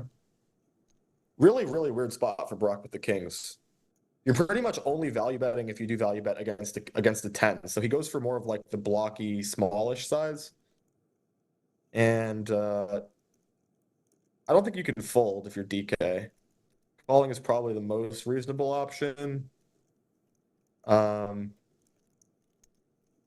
not that worried about the hearts here, actually, about Barack having the flush, because he's not really going to just like check raise, get in a flush draw on the flop when Adamo is so short. So he does call. It's a really nice pickup for Barack. Nice hand for him. Well played.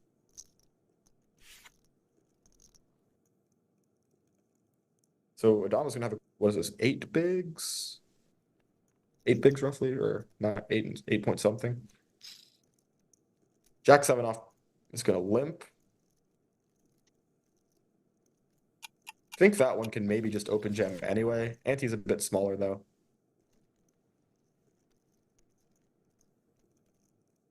Like Jack 8 for sure can jam.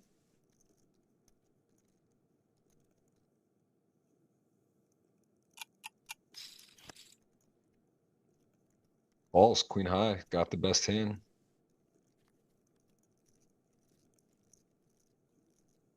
I think a second barrel is kind of nice here, just because like you have the jack of spades in your hand, you block some continues with the 7 as well, and just like a small size will get it done against a lot of queen high and king high floats that Adamo might have.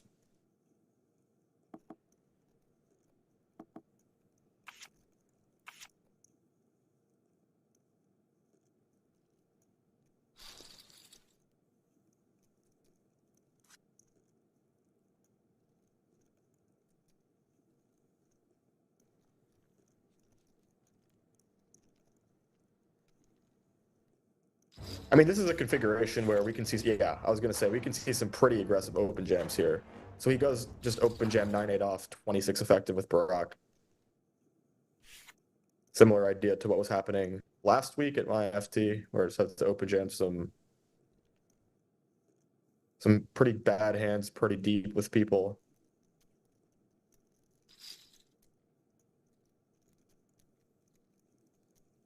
I don't know about this.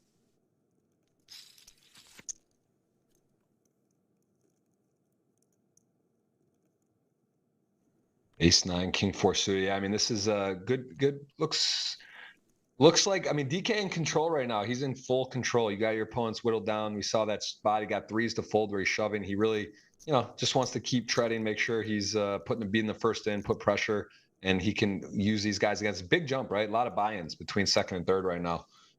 He's definitely got the sort of dream situation. It's something we don't see that often on GGMillions, right? Where there's like a huge gap and sort of, I would expect it to happen more, but we don't really see a lot of times where people just have such a huge lead 3-way or 4, That's a pretty good really turn. Push. It's above average turn for sure. DK definitely turn. in a above average. Barack looking to get back close.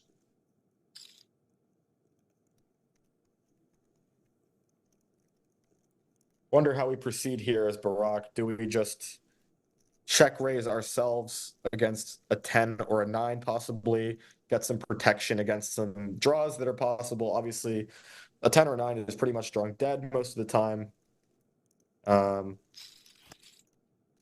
He goes for just the call. Pretty amazing river if you're Barack.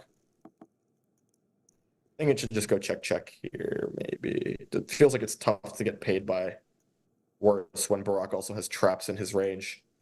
It's going to have some higher equity draw stuff that's going to be air. You can see an argument for value betting, but I think Barack also is playing pretty cautiously. Wow, he this is a bluff, right? He just... Wow. What recognition from Barack. Knows his man, knows the spot, and got the full value there. Checked it over really in a spot where that was a little bit I definitely was not expecting that. Feels kind of like a merge, right? Like you get some worse 9x to maybe bluff catch and you get some 10x to fold, stuff like that.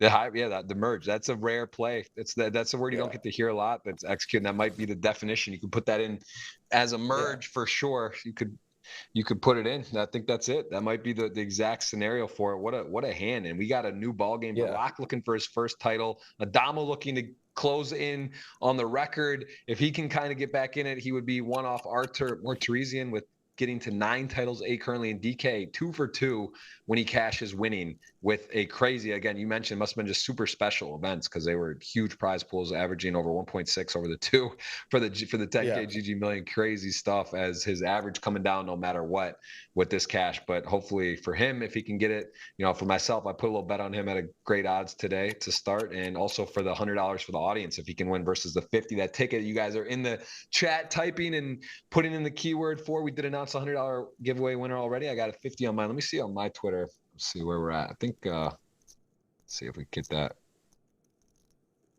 caught up. Yeah, only 50 so far on my Twitter. I'll put that link one more time. We'll do that so you guys get copy link. Jeff Gross Poker, put this in. Jozoff rocking on the cover.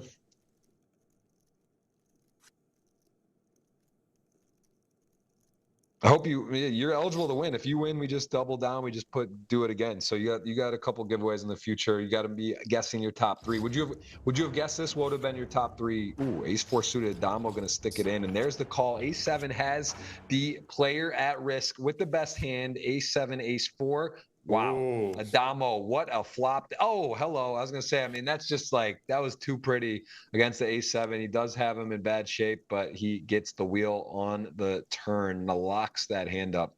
That is special stuff. So it's not over. DK had 12 million a second ago. He's got 7.2. Barack on his heels. Adamo out of the depths. What was he down to? 400K at 4.5, 440. So fully back in. And this is not a cakewalk by any means anymore for anyone. This is playing some more poker here. Yeah, this is sort of reminiscent of last week. With 4 left, I had, I think, 8.5 or something, 8.5 million. And the other 3 players each had around 2 million. And so, you lose an all-in, you lose a couple all-ins, whatever. And it's really important, you don't want to have the wheels come off or something like that. You just want to stay focused, try to play your best here, not worry about it. Adamo's going to check. Look at this. Just in bad shape, pre-flop twice in a row and just flops the world both times. That is a dreamy flop.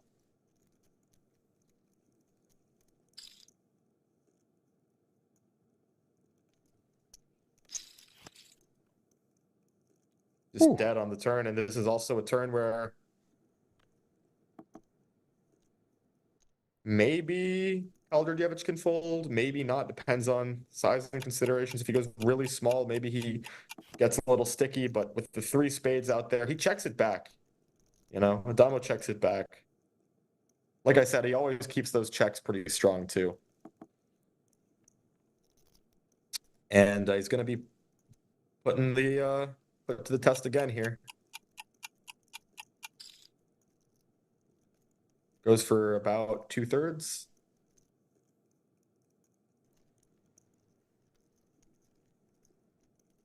Yeah, minute on the clock for DK as well. Could come to play. Brock healthy with the time bank there. Chess clock 6:26 remaining. So does get away, makes the fold. Kind of got the min in that situation once it played out, but went for a higher variance turn, checked the turn with the locked up hand, didn't end up panning out. All players here, no one with above it, and no 10, no Broadway card, even just a walk for Barack.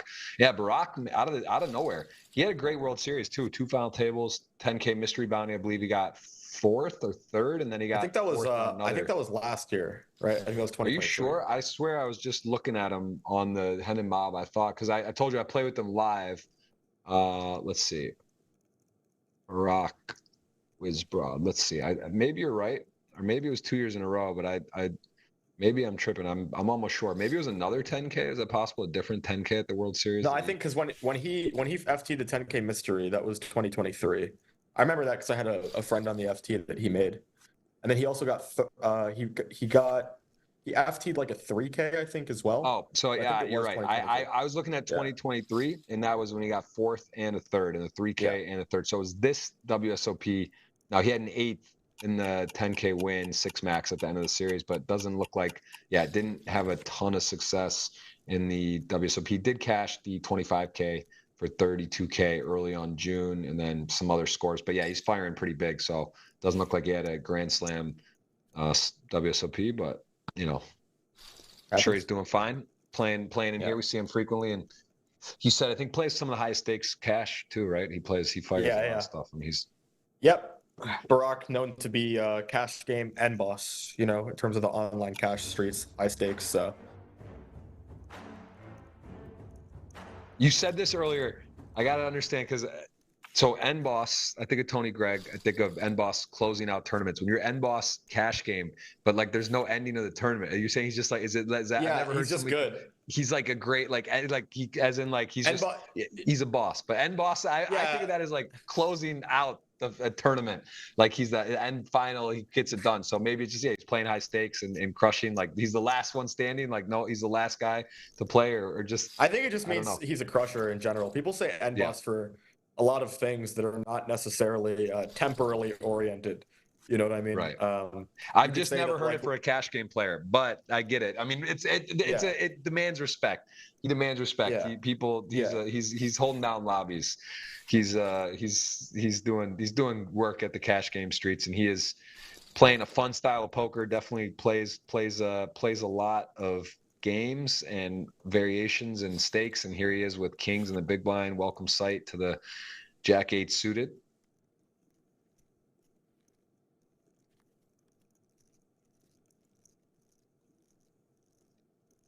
And I mean, I think you're going to want to go pretty big here.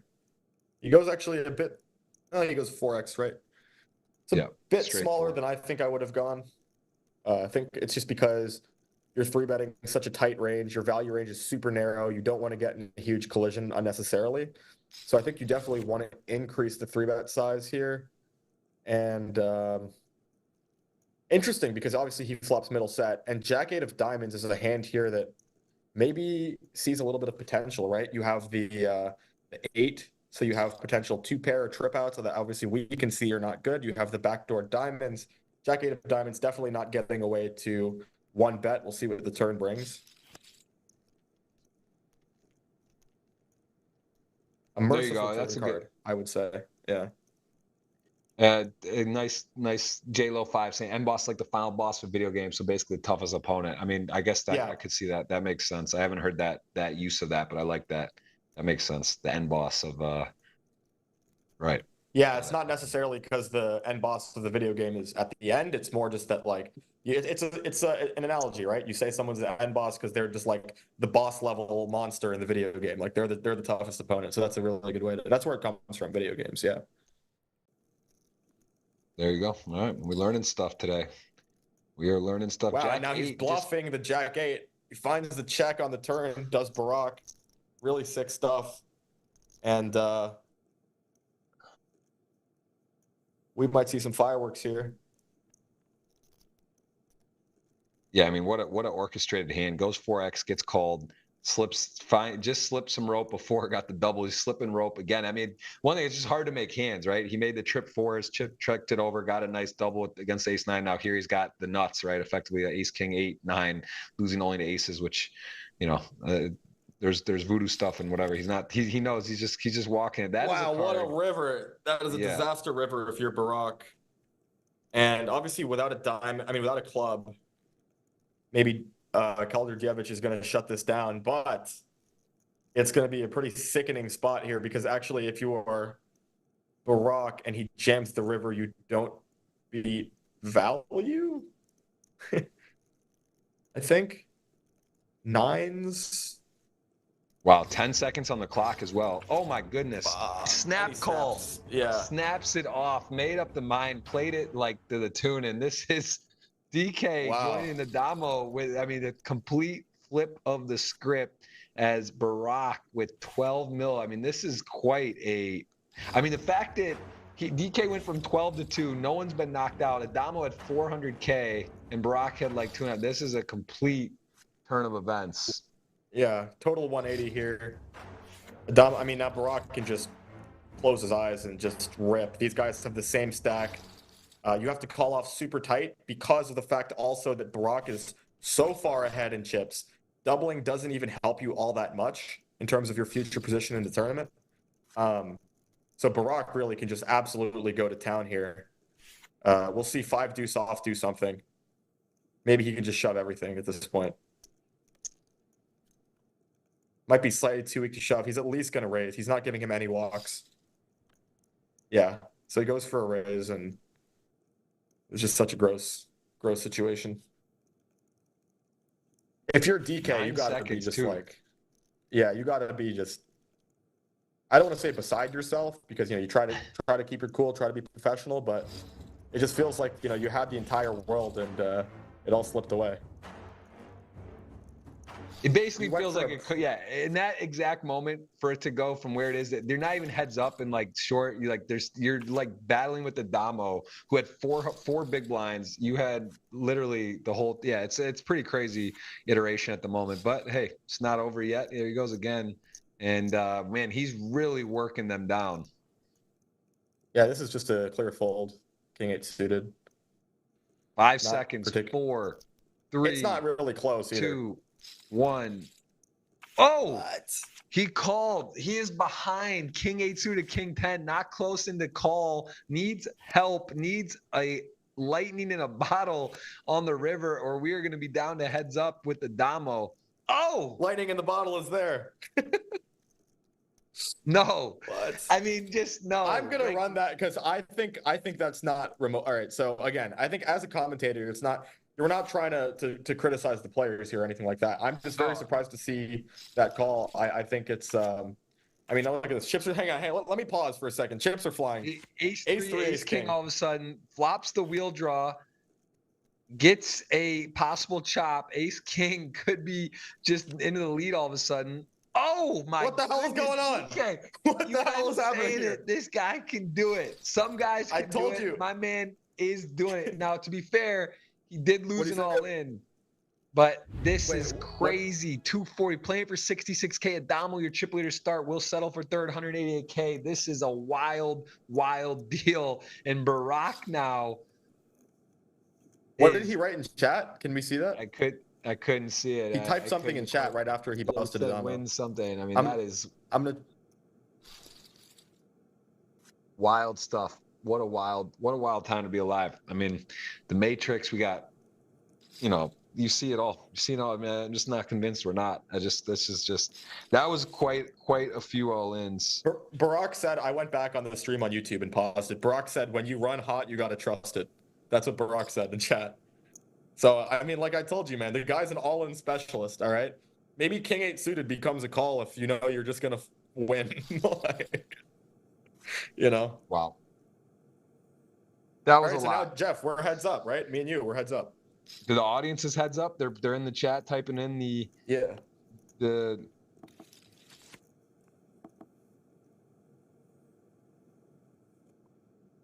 Yeah.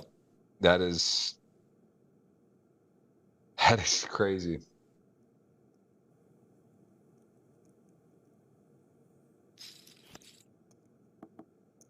It was like 90, 11, 11, right? The chip stacks when he called the King 8. Barak had like 90 or something like that, or maybe like 80, and then they both had like 10 or 11 bigs, like something in that area. I can't imagine calling.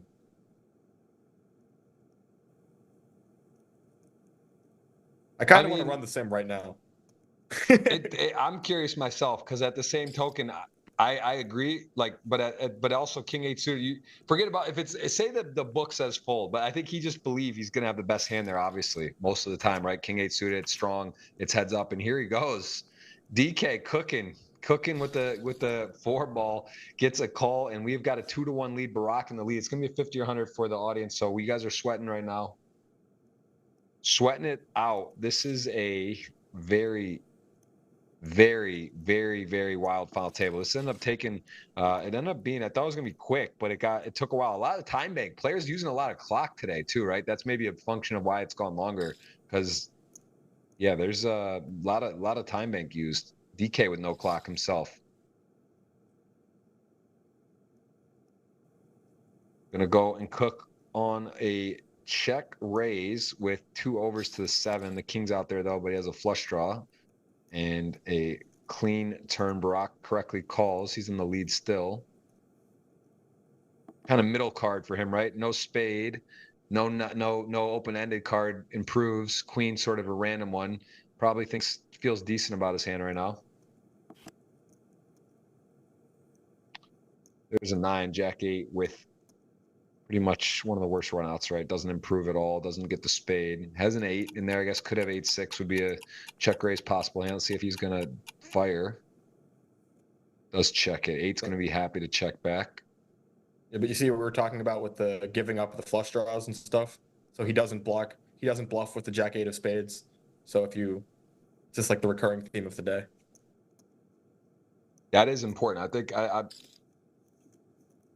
you just got to get the last 3, Mr. B1NO. You don't need to get it in the exact order. As I think the winner we put out there, you can see his pick. He got the top 3, but it was already announced. So yeah, it's once it hits the final 3, just got to have them there. So it's hard to do, but not impossible. I think I was asking that when we got interrupted. Where would you have picked your top 3? Did you have? I mean, DK is from 6, right? So he's probably not one. Barack, you would have had. How would your top 3? Where would you have placed those? Do you think? What would have been your pick to start? I mean, you just kind of go for chips.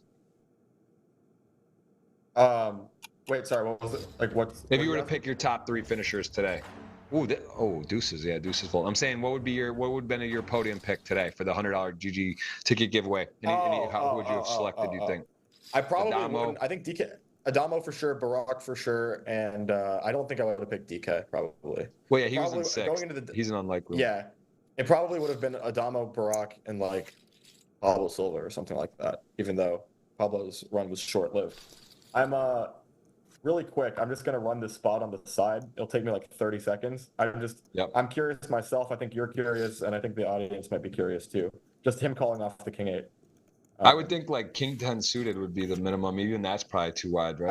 I think that's too wide too. So I mean, that is just not. I would have gone way tighter. So let's see. Barack had like 17, right? 12.8.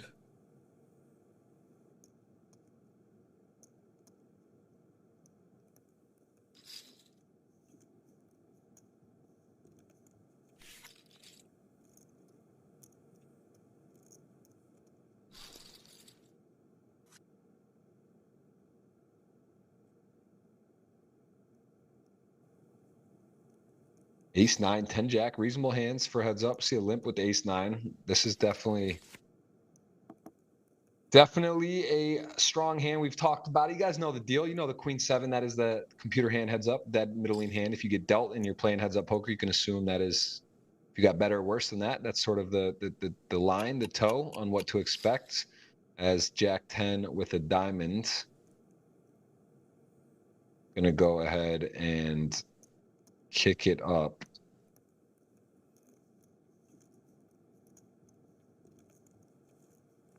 All right, we got the sim cooking. Results will be out in about 30 seconds.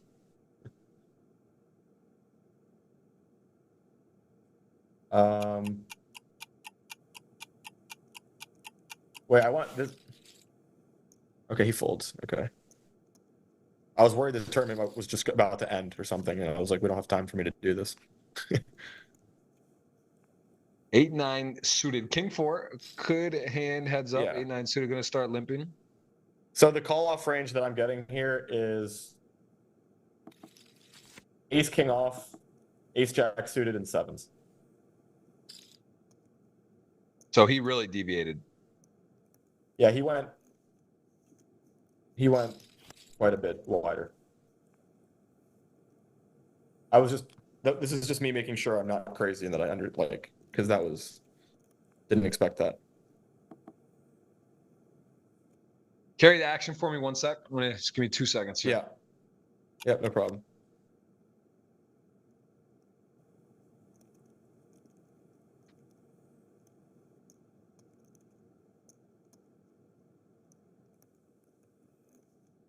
Yeah, chat, I know king eight suited is not a call there. I was just trying to see what the line was, because I would have been for sure folding ace queen off, and like ace king off I would have been like not 100% sure, to be honest. So I would have been tanking and like burning time bank with ace king off, and you know, he called king eight suited. Yeah, the risk premium is like 20%. Yeah, it might even be higher, honestly. Might be like 25. I could check what it is actually. Yeah, it's about 20%. That's pretty spot on. Which solver do I use? HRC. So we see a block bet here on the double paired board from Barack. Big raise here with the boat for Kolodjerdjevic.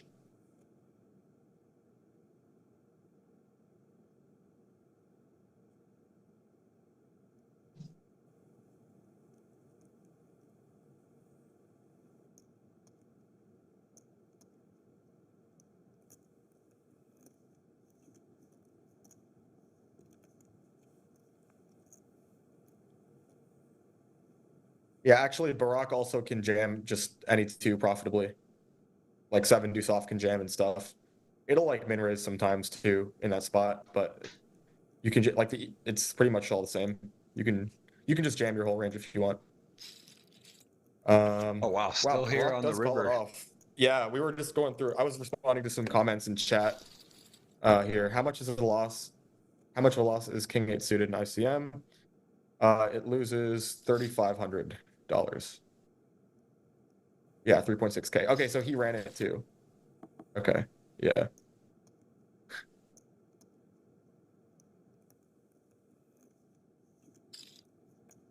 I mean, yeah, so it's a big error, but not like catastrophic, but definitely like pretty. I mean, it's definitely way off the deviation. I mean, it's not like close. It's not like a pip. Yeah, I mean, Yeah. it's like, again, I'm trying to toe the line, just being completely transparent. I'm trying to toe the line of being respectful and being honest. It's yeah, it's like 5 pips too. I mean, I would say it's pretty catastrophic, I mean, just objectively.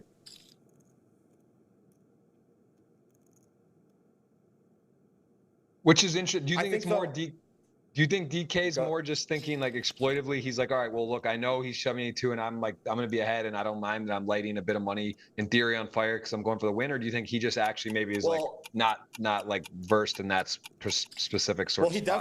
He definitely does. Well, okay, a couple things about that. First of all,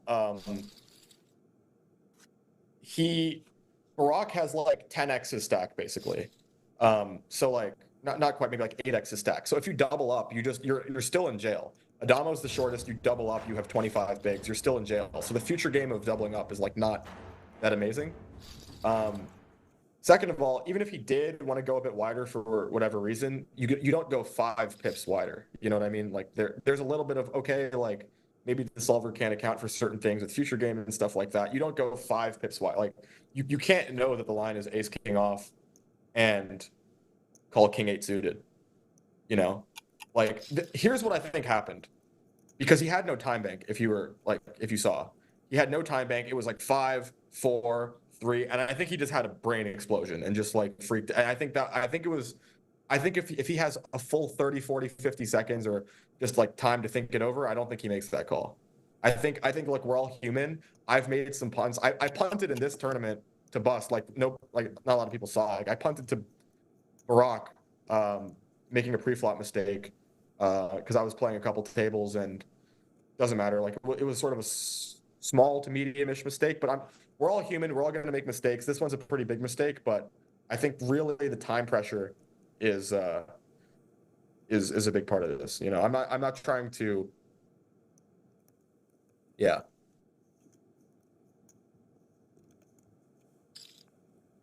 Yeah, interesting spot here. Ace Jack with the 4-liner again, heads up, just going betting, going disregarding it. And I mean, it's hard to make 2-pair in heads up and gets raised by the 6s.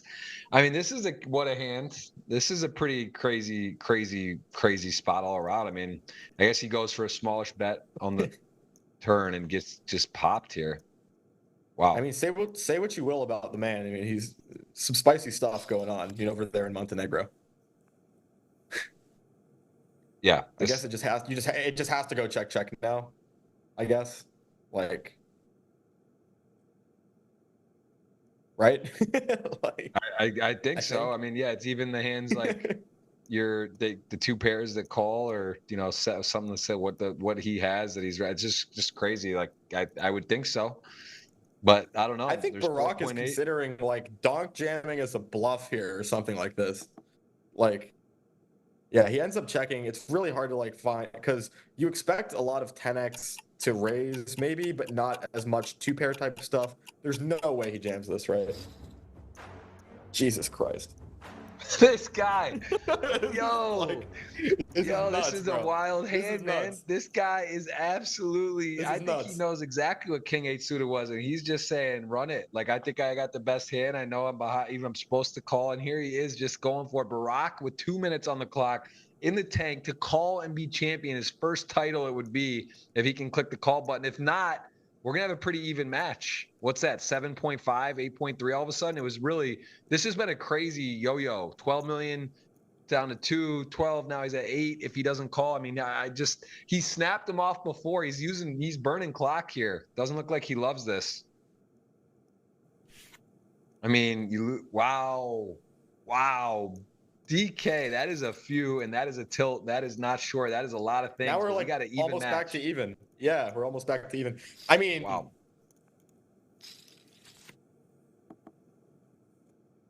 It looks like, and again, I'm not too. I've seen a couple of DK's FTs.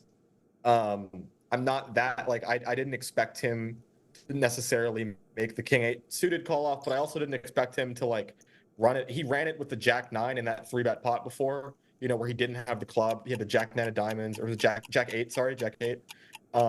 Just ran one, like a huge one, and then here with the 6s, just totally just runs it again. So I mean, he's kind of just bringing it to the streets. I mean, I think that's the best way I can characterize it. The man's just bringing it to the streets, and yeah, that's all I can say. It's pretty insane stuff, and you know it's definitely when it works, you're always walking the genius idiot line, and when it works, you just like completely destroy the other guy. Like it's so sick. You know, and if he calls, it's like, oh my God, you know. So this is definitely an interesting heads up.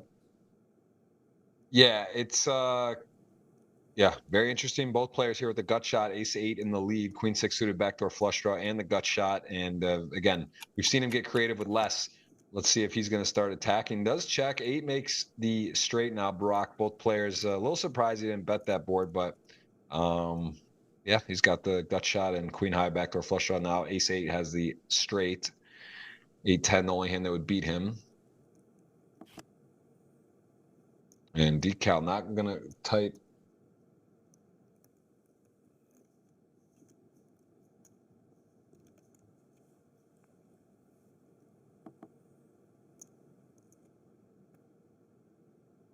I think he's happy to go check here. No reason to bluff this one. You actually beat some hands occasionally. Yeah.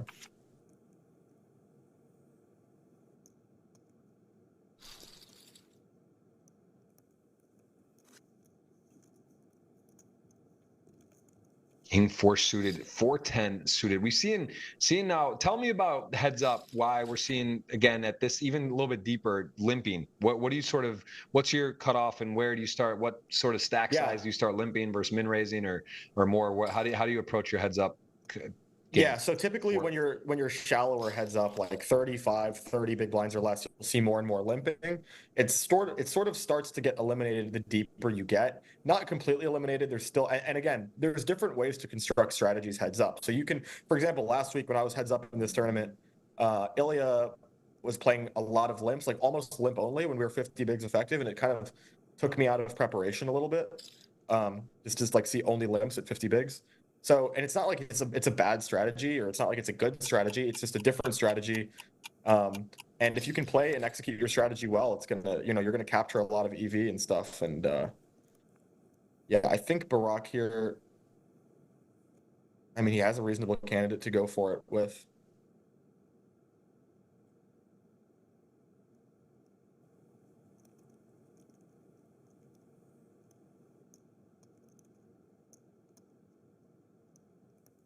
Maybe it's all going to come down to that same concept of the unblocking flush draw stuff.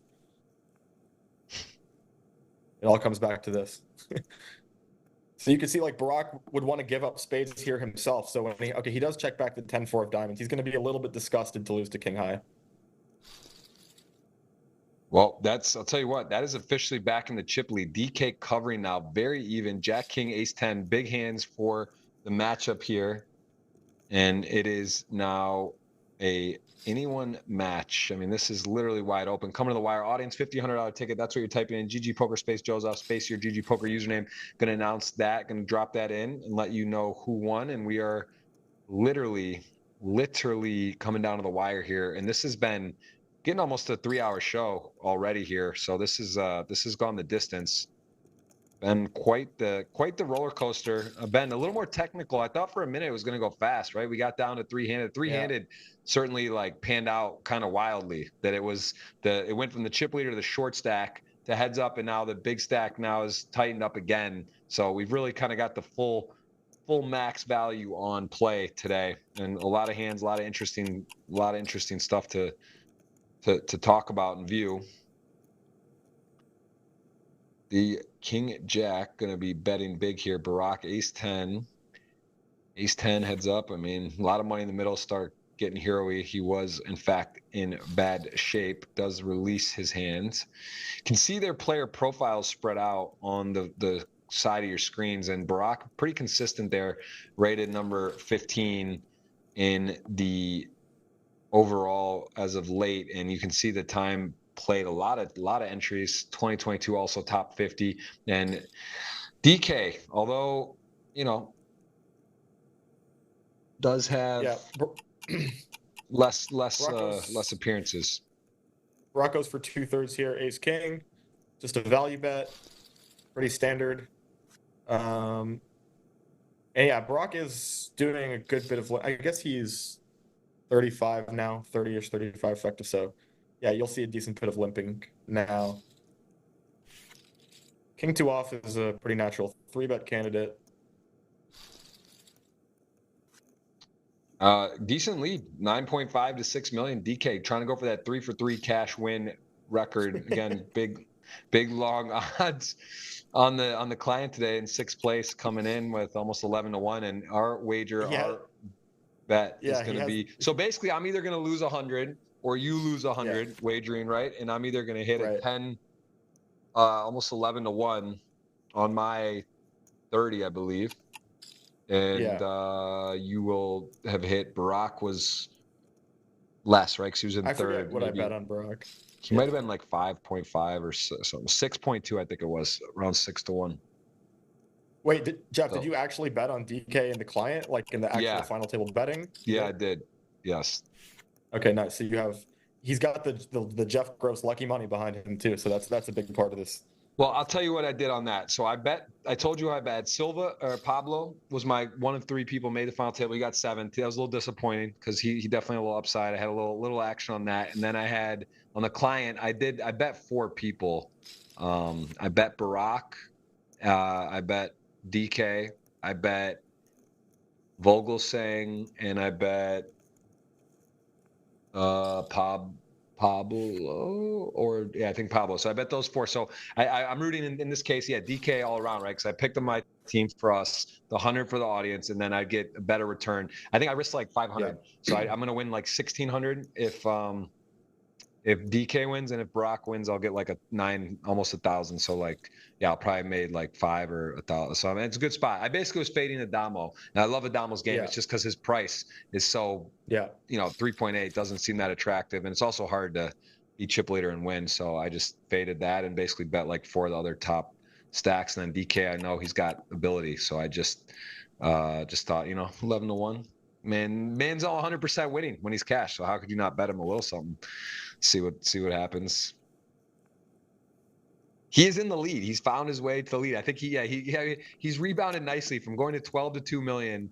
And he he hit the 8 on the river, right? To be out in third. So that was he hit the 8. He hit the 8, and then he hit something else against Adamo too, right? He hit the it was the ace. He hit the wheel against Adamo's like ace-7, and then he also hit something else too. I think he hit like 3 things. All right, I'm going to announce the winner just because this could be over and it's heads up, and we've already let this run for a while. So the winner is Slavcho Hadziva. You have I guess your name is Hadziv on GG, and at Slavcho is your name here on YouTube. So that will be a $50 or $100 ticket, depending who wins. And the gap is 66,000 for these 2 players and a title. Big kind of, big swing. Barack to get the monkey off his back for GGMillion to get a championship, and then DK to do sort of unicorn level stuff, 3 for 3 winning. So either way, kind of cool storyline. See if we have a new champion. And we could see the 0-0 time bank matchup, right? 20 seconds left for Barack. Yeah. Kind of unusual there. I think one time we've seen a 0-0 time bank heads up. Hope everyone's enjoying. Again, hitting that thumbs up, subscribing. Appreciate that. And we see the Jack 869, Jack 8 gonna take a pretty much hammer lock on this flop, although again, backdoor hearts, maybe I don't see him floating 9 high. Just doesn't seem like the risk reward here. But DK keeps you on your toes. He likes to check raise and do stuff and get creative. There was not the play. Barack is also a really good heads up player for what it's worth. Like cash background, I think he's played a good bit of heads up cash too. I'm not 100% sure on how much heads up cash he's played, but he's for sure a very good heads up player. So I'm watching and I'm trying to learn stuff myself, because my heads up game is not. It's just like not on the same level as Barack's probably. Well, yeah, if he plays, I'm sure exactly. If he's playing a lot of cash, probably does get over the course of time. You get a lot of heads up situations. The games taper down, or you just someone sits you. So yeah, probably would imagine he does have a good amount of experience, but you never know. And even so, the edges are pretty thin, right? When you start talking about even stacked, blinds are big. I've heard different analysis on that, but a lot of time I've heard somewhere, it can even be like really 4 or 5%, 3% edges, which actually is sort of big over time, right? It does add up if you have that edge. Yeah. I'd say like small to medium edges, but obviously when you're playing this shallow, tons of variance also. And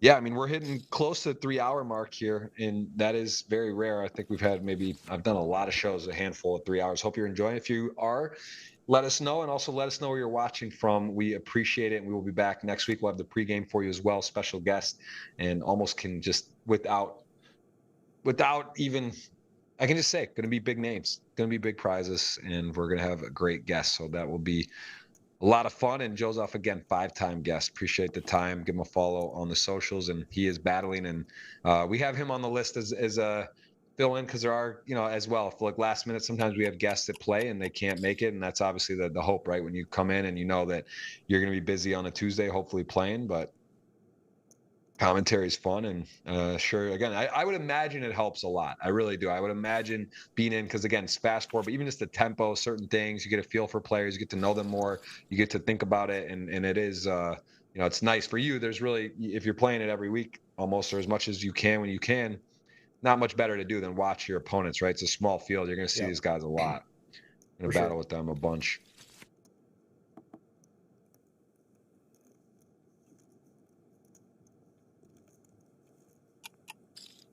DK, 9 million still in there, 1.5x the Barack stack, King Deuce, 10-5.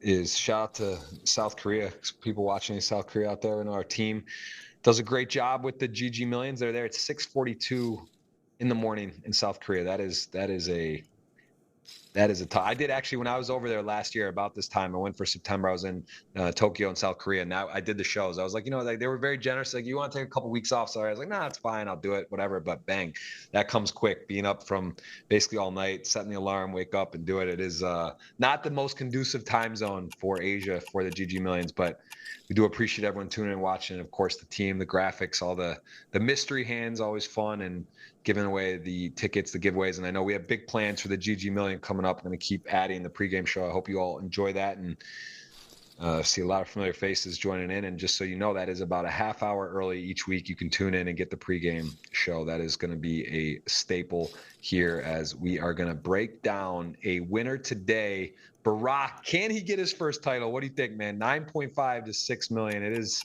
still very close to call. Yeah, it's close. I mean, obviously, it's a little bit less close here with the ace-9 against 6-4. This is kind of like a heads-up cooler of sorts. 8 of diamonds is, provides some escape routes for Barack on future streets. He did have the combo backdoor draw on the flop along with the middle pair. He does just snap fold on the 8 of diamonds though, which is nice to see. 2-1 chip lead for DK now, basically. Obviously, anything can happen, but DK is the immovable object when it comes to GG Millions and heads ups. The guy is a first place machine, so we'll see. He just jams the ace jack.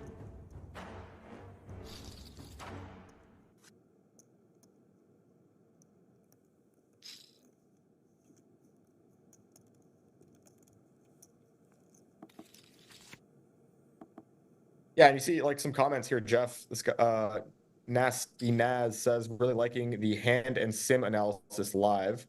Can we have more in the future? And I feel like it's, it's definitely, you're going to get some pushback from that. There's people who say, oh, you don't want to run a sim on stream, it's not good for the game, whatever. But I think specifically at an FT like this, GG Million, it's a high stakes tournament for online players mostly. I think the people who watch the stream are more likely to be interested in like the theoretical side of the game compared to just a WSOP main event stream, for example.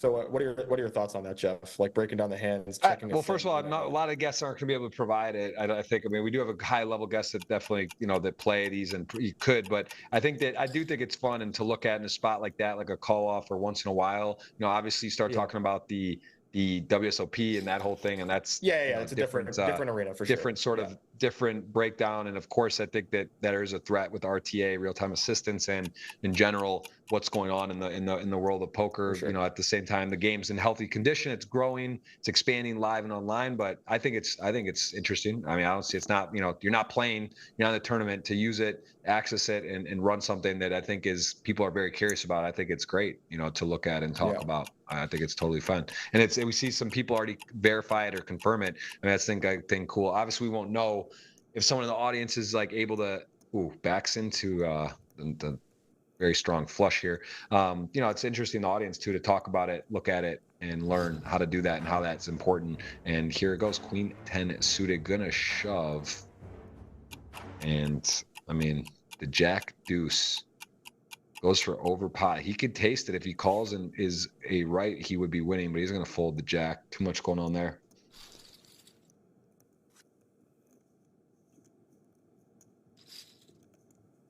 Mr. B want to know, I'm not sure. The $100 ticket from GG was announced. I did let you guys know who won that. I can do that again. Let me just pull it up. That was Pavel. His name is on GG. Username is big_Moby Dick, and then Pavel is his name, Pavel 3946377. He guessed Barack, Michael, and DK, the first one to do that. And again, the order of the top three not important, but that was that. My Twitter one is available, and I did also announce here the winner today, which is a Slavcho Hadziev has won the ticket for the 50. So that's what's up right now. My Twitter is the one pending that is available. So every week though, we're gonna have those 3 giveaways options, gonna be 100 and then 50, and then either 50 or 100. So you are each week gonna get 200 or 250 in value, tuning in, engaging, and also kind of fun to guess who you think the top 3 will be. I mean, so today, I guess, yeah, it is. Barack was third to start, got top 2 for sure. And Adamo was first, got third. And then the The wild card here, DK, kind of came up and is going to secure a top 2 when he's in 6. But it'd be cool to see like a historic GG Millions graph at like what place players started and where they finished. I think that would be pretty interesting to look at. You know, just like any final table, the pricing, it's curious. It's no guarantees. There's definitely luck variance in the chip leader. Going wire to wire is hard. You see that once in a while. These guys are battling. I mean, we have got ourselves a battle. We are over an hour into the show here, and we have a 2-1 lead for DK, and Barack just fighting. He has really played well. He seems to know his opponent well. We'll see if these guys have both kind of played a bit tricky, right? A couple spots of checking over made hands. They're getting bluffs. They're very familiar with each other, and this is going to be, you know, come down to it to separate the difference. Playing for what, $66,000 difference first and second. No deal making available. GG Millions. What do you think about that? Because on GG there is deal making capabilities. A lot of sites. Do you like that GG Millions? There's no deal making. Do you think it would make sense to have? I mean, the payouts are relatively flat, and this is how it is at the moment. Yeah, I mean, you know, it's probably better for the show and for the stream to have them play for the full amount. Yeah. So, you know, with that said, I mean, I'm someone who I like to deal heads up a decent. Wow, hang on, let me pause that. Whoa! Look at this. Wow, he takes the deuce. We saw this. We saw Adamo. We've seen people turn that pair on the river when they have a little shot. It's heads up though. I mean, this just goes for it. Barack, 4 seconds, 3 seconds, 2 seconds, 1 second. Oh, wow. I mean, that is big boy poker right here. 11 million to 4 million and almost 12 to 4. So almost a 3-1 chip lead all of a sudden. 8-5 off, ace jack suited. DK going for the limps here. And I mean, man, he is in great position. Not over yet. We've seen a lot of flip flops down the road here in Montenegro. I mean, what a beautiful country. The Triton, beautiful venue. And now it is a It's because of the collision here. This is a collision. Ace 10, ace 8. Yeah, I mean, this is this is probably just going to be a jam from DK. Yeah, and probably snap out of the pants. Barack with ace 10 really high up in the range. Ace 8. No one, the clocks are at 0 apiece. Snaps it off. Here we go. 9 million in the middle. Ace 8, ace 10. He hit a magic 8 before. Ace on the flop. Ace 10 in the lead. Has spades covered. 4 interesting. 7 would make the straight. An 8, a 7, or we are going to see a flip flop. There you go. Barack is your chip leader. Bit of a cooler heads up. I mean, close on those stack depths, and it is going to continue. The show will go on. 6.8, 8.7. I mean, this is wild. This is an absolute wild. We are getting, this is like, I don't want to say, it could be a record because I'm not sure the exact record time. You know, at the Borgata, they got the craps roll on the table. What the longest roll is. This is up there. It's in contention because it's still going. It's over 3 hours. We are playing for more. King, queen, 6, 7 suited flops well as the top pair, gut shot, flush draw. Wow. King, queen makes the river, and we are going to be likely all tied up here after this hand. You know, king, queen, 6, 7, both players. Okay, yeah. Actually, but this probably can be a raise from DK for value. Maybe like 900K. Yeah, 1.2 million.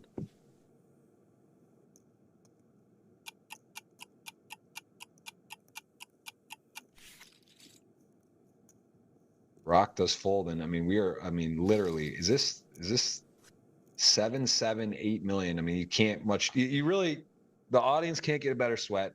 We can't get a better sweat.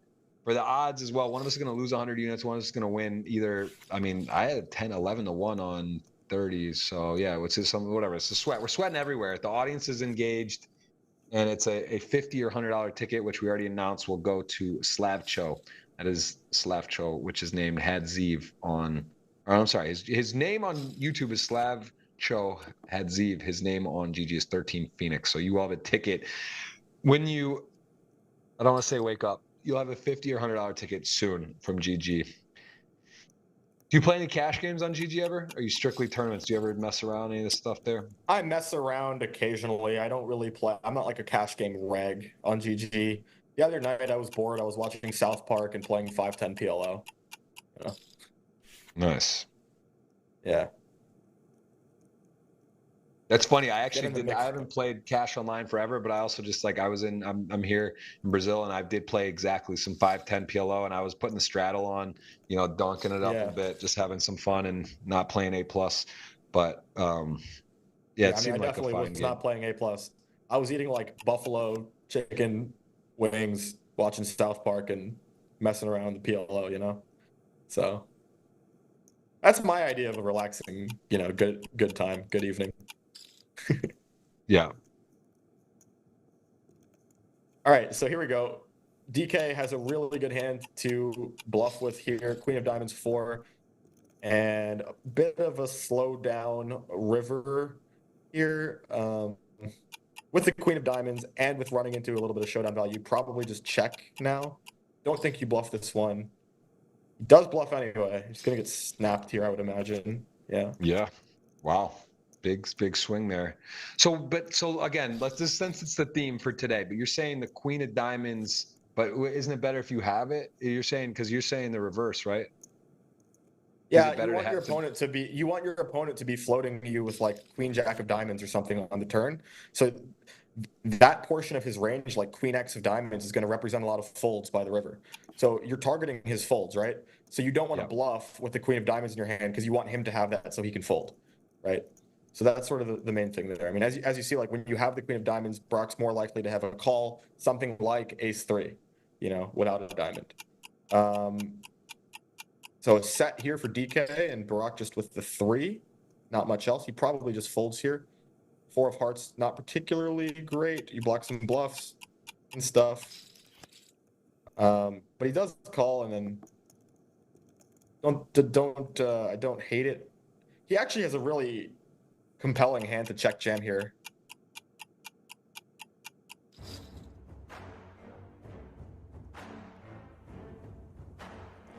Wow. Jeff, I don't know where Jeff went. Are you still here? He's muted. He's okay, whatever. Oh, he calls. 4 of hearts 3, so we're back to even. I guess I think Jeff's having some technical difficulties or something right now, so I'll take over for a little bit.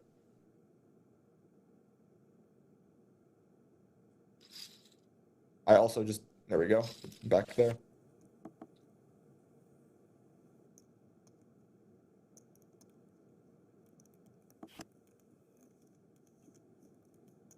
Check, DK has a flush.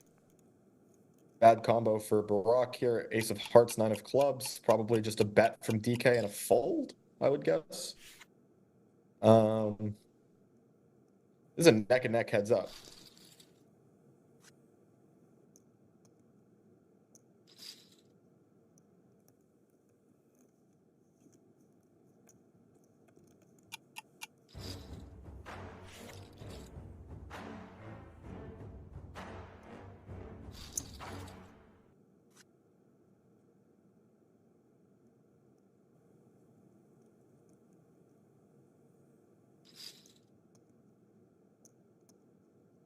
See Barack raising the 9-3 off, not really too apt to give too many walks here.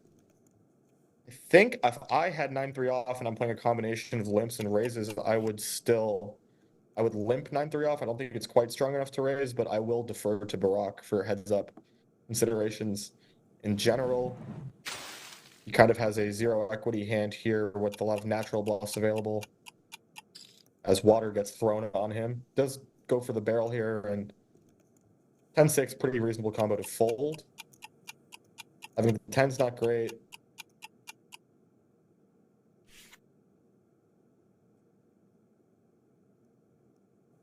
Nice job by Brock, gets it done.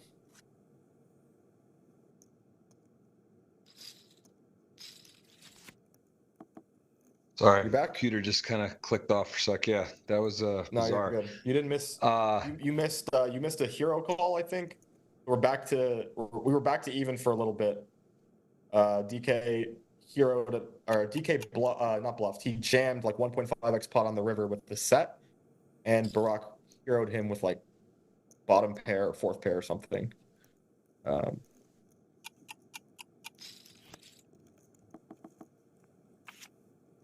Yeah. Well, Chad this said is RIP Jeff, but you're back. life. We're good. We're on the mix. RIP. No, I'm good. It's good. Actually, there was a thunderstorm here, chaos. I don't even know what's going on, but we are going to see a winner. We will play to the winner today, and we got a lot to talk about. This has been quite a. This could be a lot of interesting hands to break down. Again, on the pregame show each week, we will be looking at some hands that led up to the final table.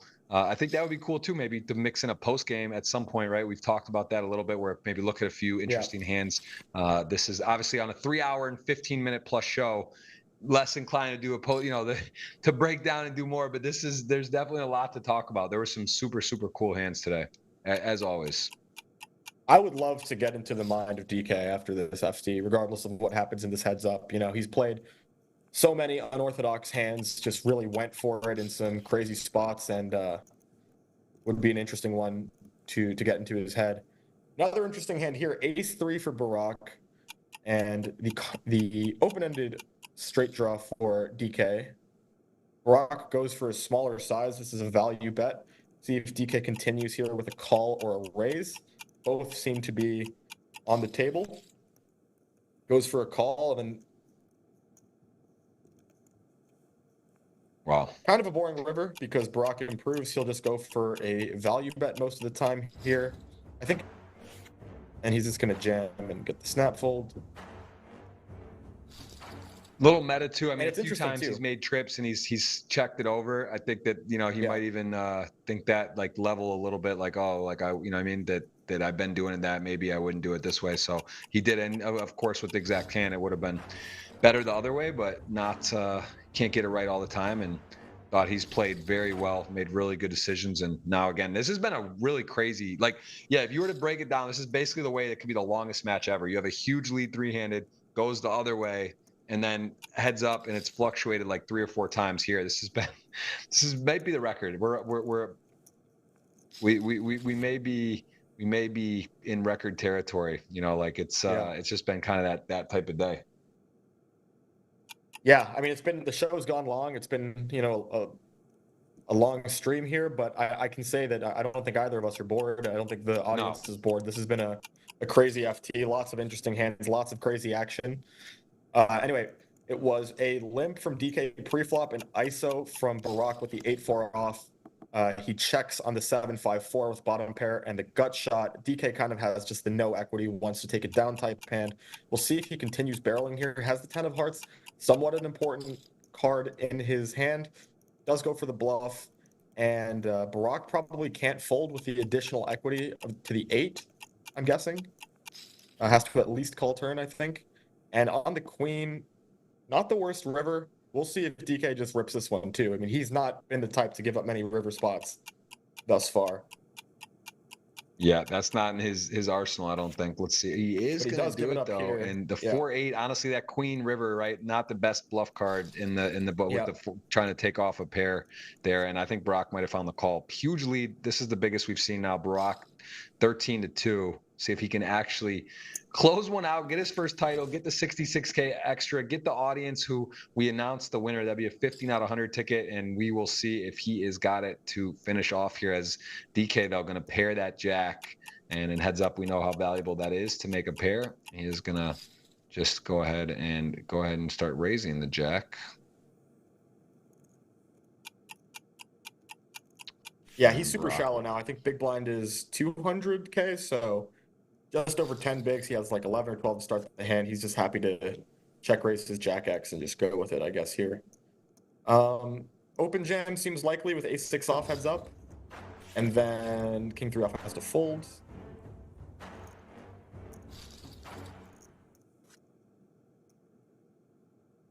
Which flag does Adamo play under? Good question. He's Australian, but I believe because of, he's not in Australia. I know that. He plays in Hong Kong. Fair enough. Yeah. He spent some time in Macau. Like, he spent some time living in Macau and stuff, playing some cash games there, I think. So yeah. Is Hong Kong a recognized country? I forget. That's one of the weird ones. Is it a country or is it there's 195 countries in the world. I think it is a country, but yeah, geopolitics not my strong suit. Pretty sure it is Hong Kong. For some reason, I always think that's maybe some history buffs, some geo buffs in the chat. I believe. I mean, it's a flag, right? I guess it is, right? It's a flag that's used on here. I just was thinking that Hong Kong was like a kind of a. I've been to Macau myself. It says on Google it says on Google, Hong Kong is a special administrative region of the People's Republic of China. So I guess it's a Chinese territory still. But I think it's one of those situations that if you ask someone for Hong Kong, like they want maybe their independence from China, like they don't associate as much with mainland China. I have absolutely no idea what I'm talking about. I'm just going to stick to talking about poker. Yeah. TMS says there's more than 195. I actually thought there was 220 to 30 countries. I did ChatGPT, man. It's an amazing tool. I was doing that the other day, and it's 195 is what it says. So I don't know. You tell me. You guys look at this here. Is this an overbet here from Barack? The 9-5 suited, and Jack's gonna get the value. And what a high level stuff here from Barack. He goes 1.5x pot on the river with Jacks, 4 value. Third pair gets called by worse. Pretty strong. I mean, deserving to get his first title today. DK also did hit that 8. Thought he played well. He also, when he had 12 million, kind of ran it down. Didn't maybe utilize some of those spots. Got a little carried away. And at the end of the day, he's got top 2 locked up. He's got a long way to go to get the first 2 for pretty good resume. 2 wins out of 3 final tables, and at least a second for his third as ace, queen, jack, 9. And he didn't shove, right? So that's interesting. The jack now pairs, and he is all of a sudden goes from kind of a trap, ace, queen, one of those ace, queen suited, heads up. I mean, very strong hand, and gets a little cute and could potentially end up costing him. But I mean, you can't blame him. When you're that short, you want to try to get chips. You want to get a little creative. Feels like the, all the momentum obviously swinging in the way of Barack. DK down to, what is that, 5 big blinds in total, roughly. He just jams 9-4 suited now, thinking about it. I'll tell you what, I would rather call the 9-4 suited here than the king 8 suited before, even though I probably wouldn't call either. But we're going to do one, why not the other? And we'll see here. This one's going to be ace king. It seems unfair at this point to have for 4 bigs. And ace king, king deuce for the title. 66,000 difference, first and second. First title potentially for Barack. The ace that is needed. Runner, and that is a deuce. There's one possible. That would be too much. The running deuce, but no, the ace, and that is a fitting way to win. Barack, first title GGMillion champion. A lot of final tables. Great player, great performance, and all in all, just special long 3-hour, 20-minute final table. Hope everyone enjoyed. Congrats to all our winners in the giveaways on Twitter as well as here. And I mean, Michael, post game, you won. You actually won. It was you versus me. We each had 3 players. You made the betting odds and the final layout of the players and how that all went. I mean, very, very back and forth. This could have gone either which way. Any takeaways for you? Anything that really stood out at this final table? Well, obviously, the story of the FT was DK and his, I guess, unorthodox, somewhat street poker-ish types of plays. I think a lot of interesting spots. There were some spots earlier on.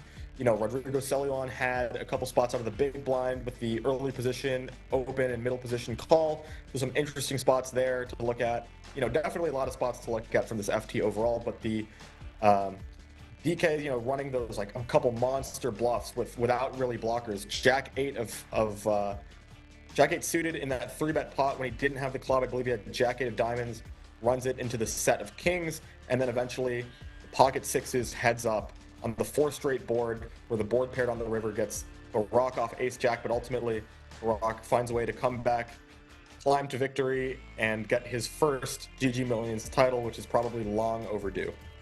Yeah, great player. Great to see him finish it out. And again, our friend from Montenegro gonna have to be content with the first, second, and his 3 final table performances. Maybe he would look back at that 3-handed play, change things a little bit, but at the end of the day, you can't second guess. He's got chips, got himself a nice score, and in terms of the wager, you got it done. Barack there earned you a profit. I'm gonna lose my 100 units, although in the client I did do okay. Put a little bit of wagers on, and next week we'll be doing the same. So I appreciate it again. Michael Jozoff, 5-time guest, plays this each week.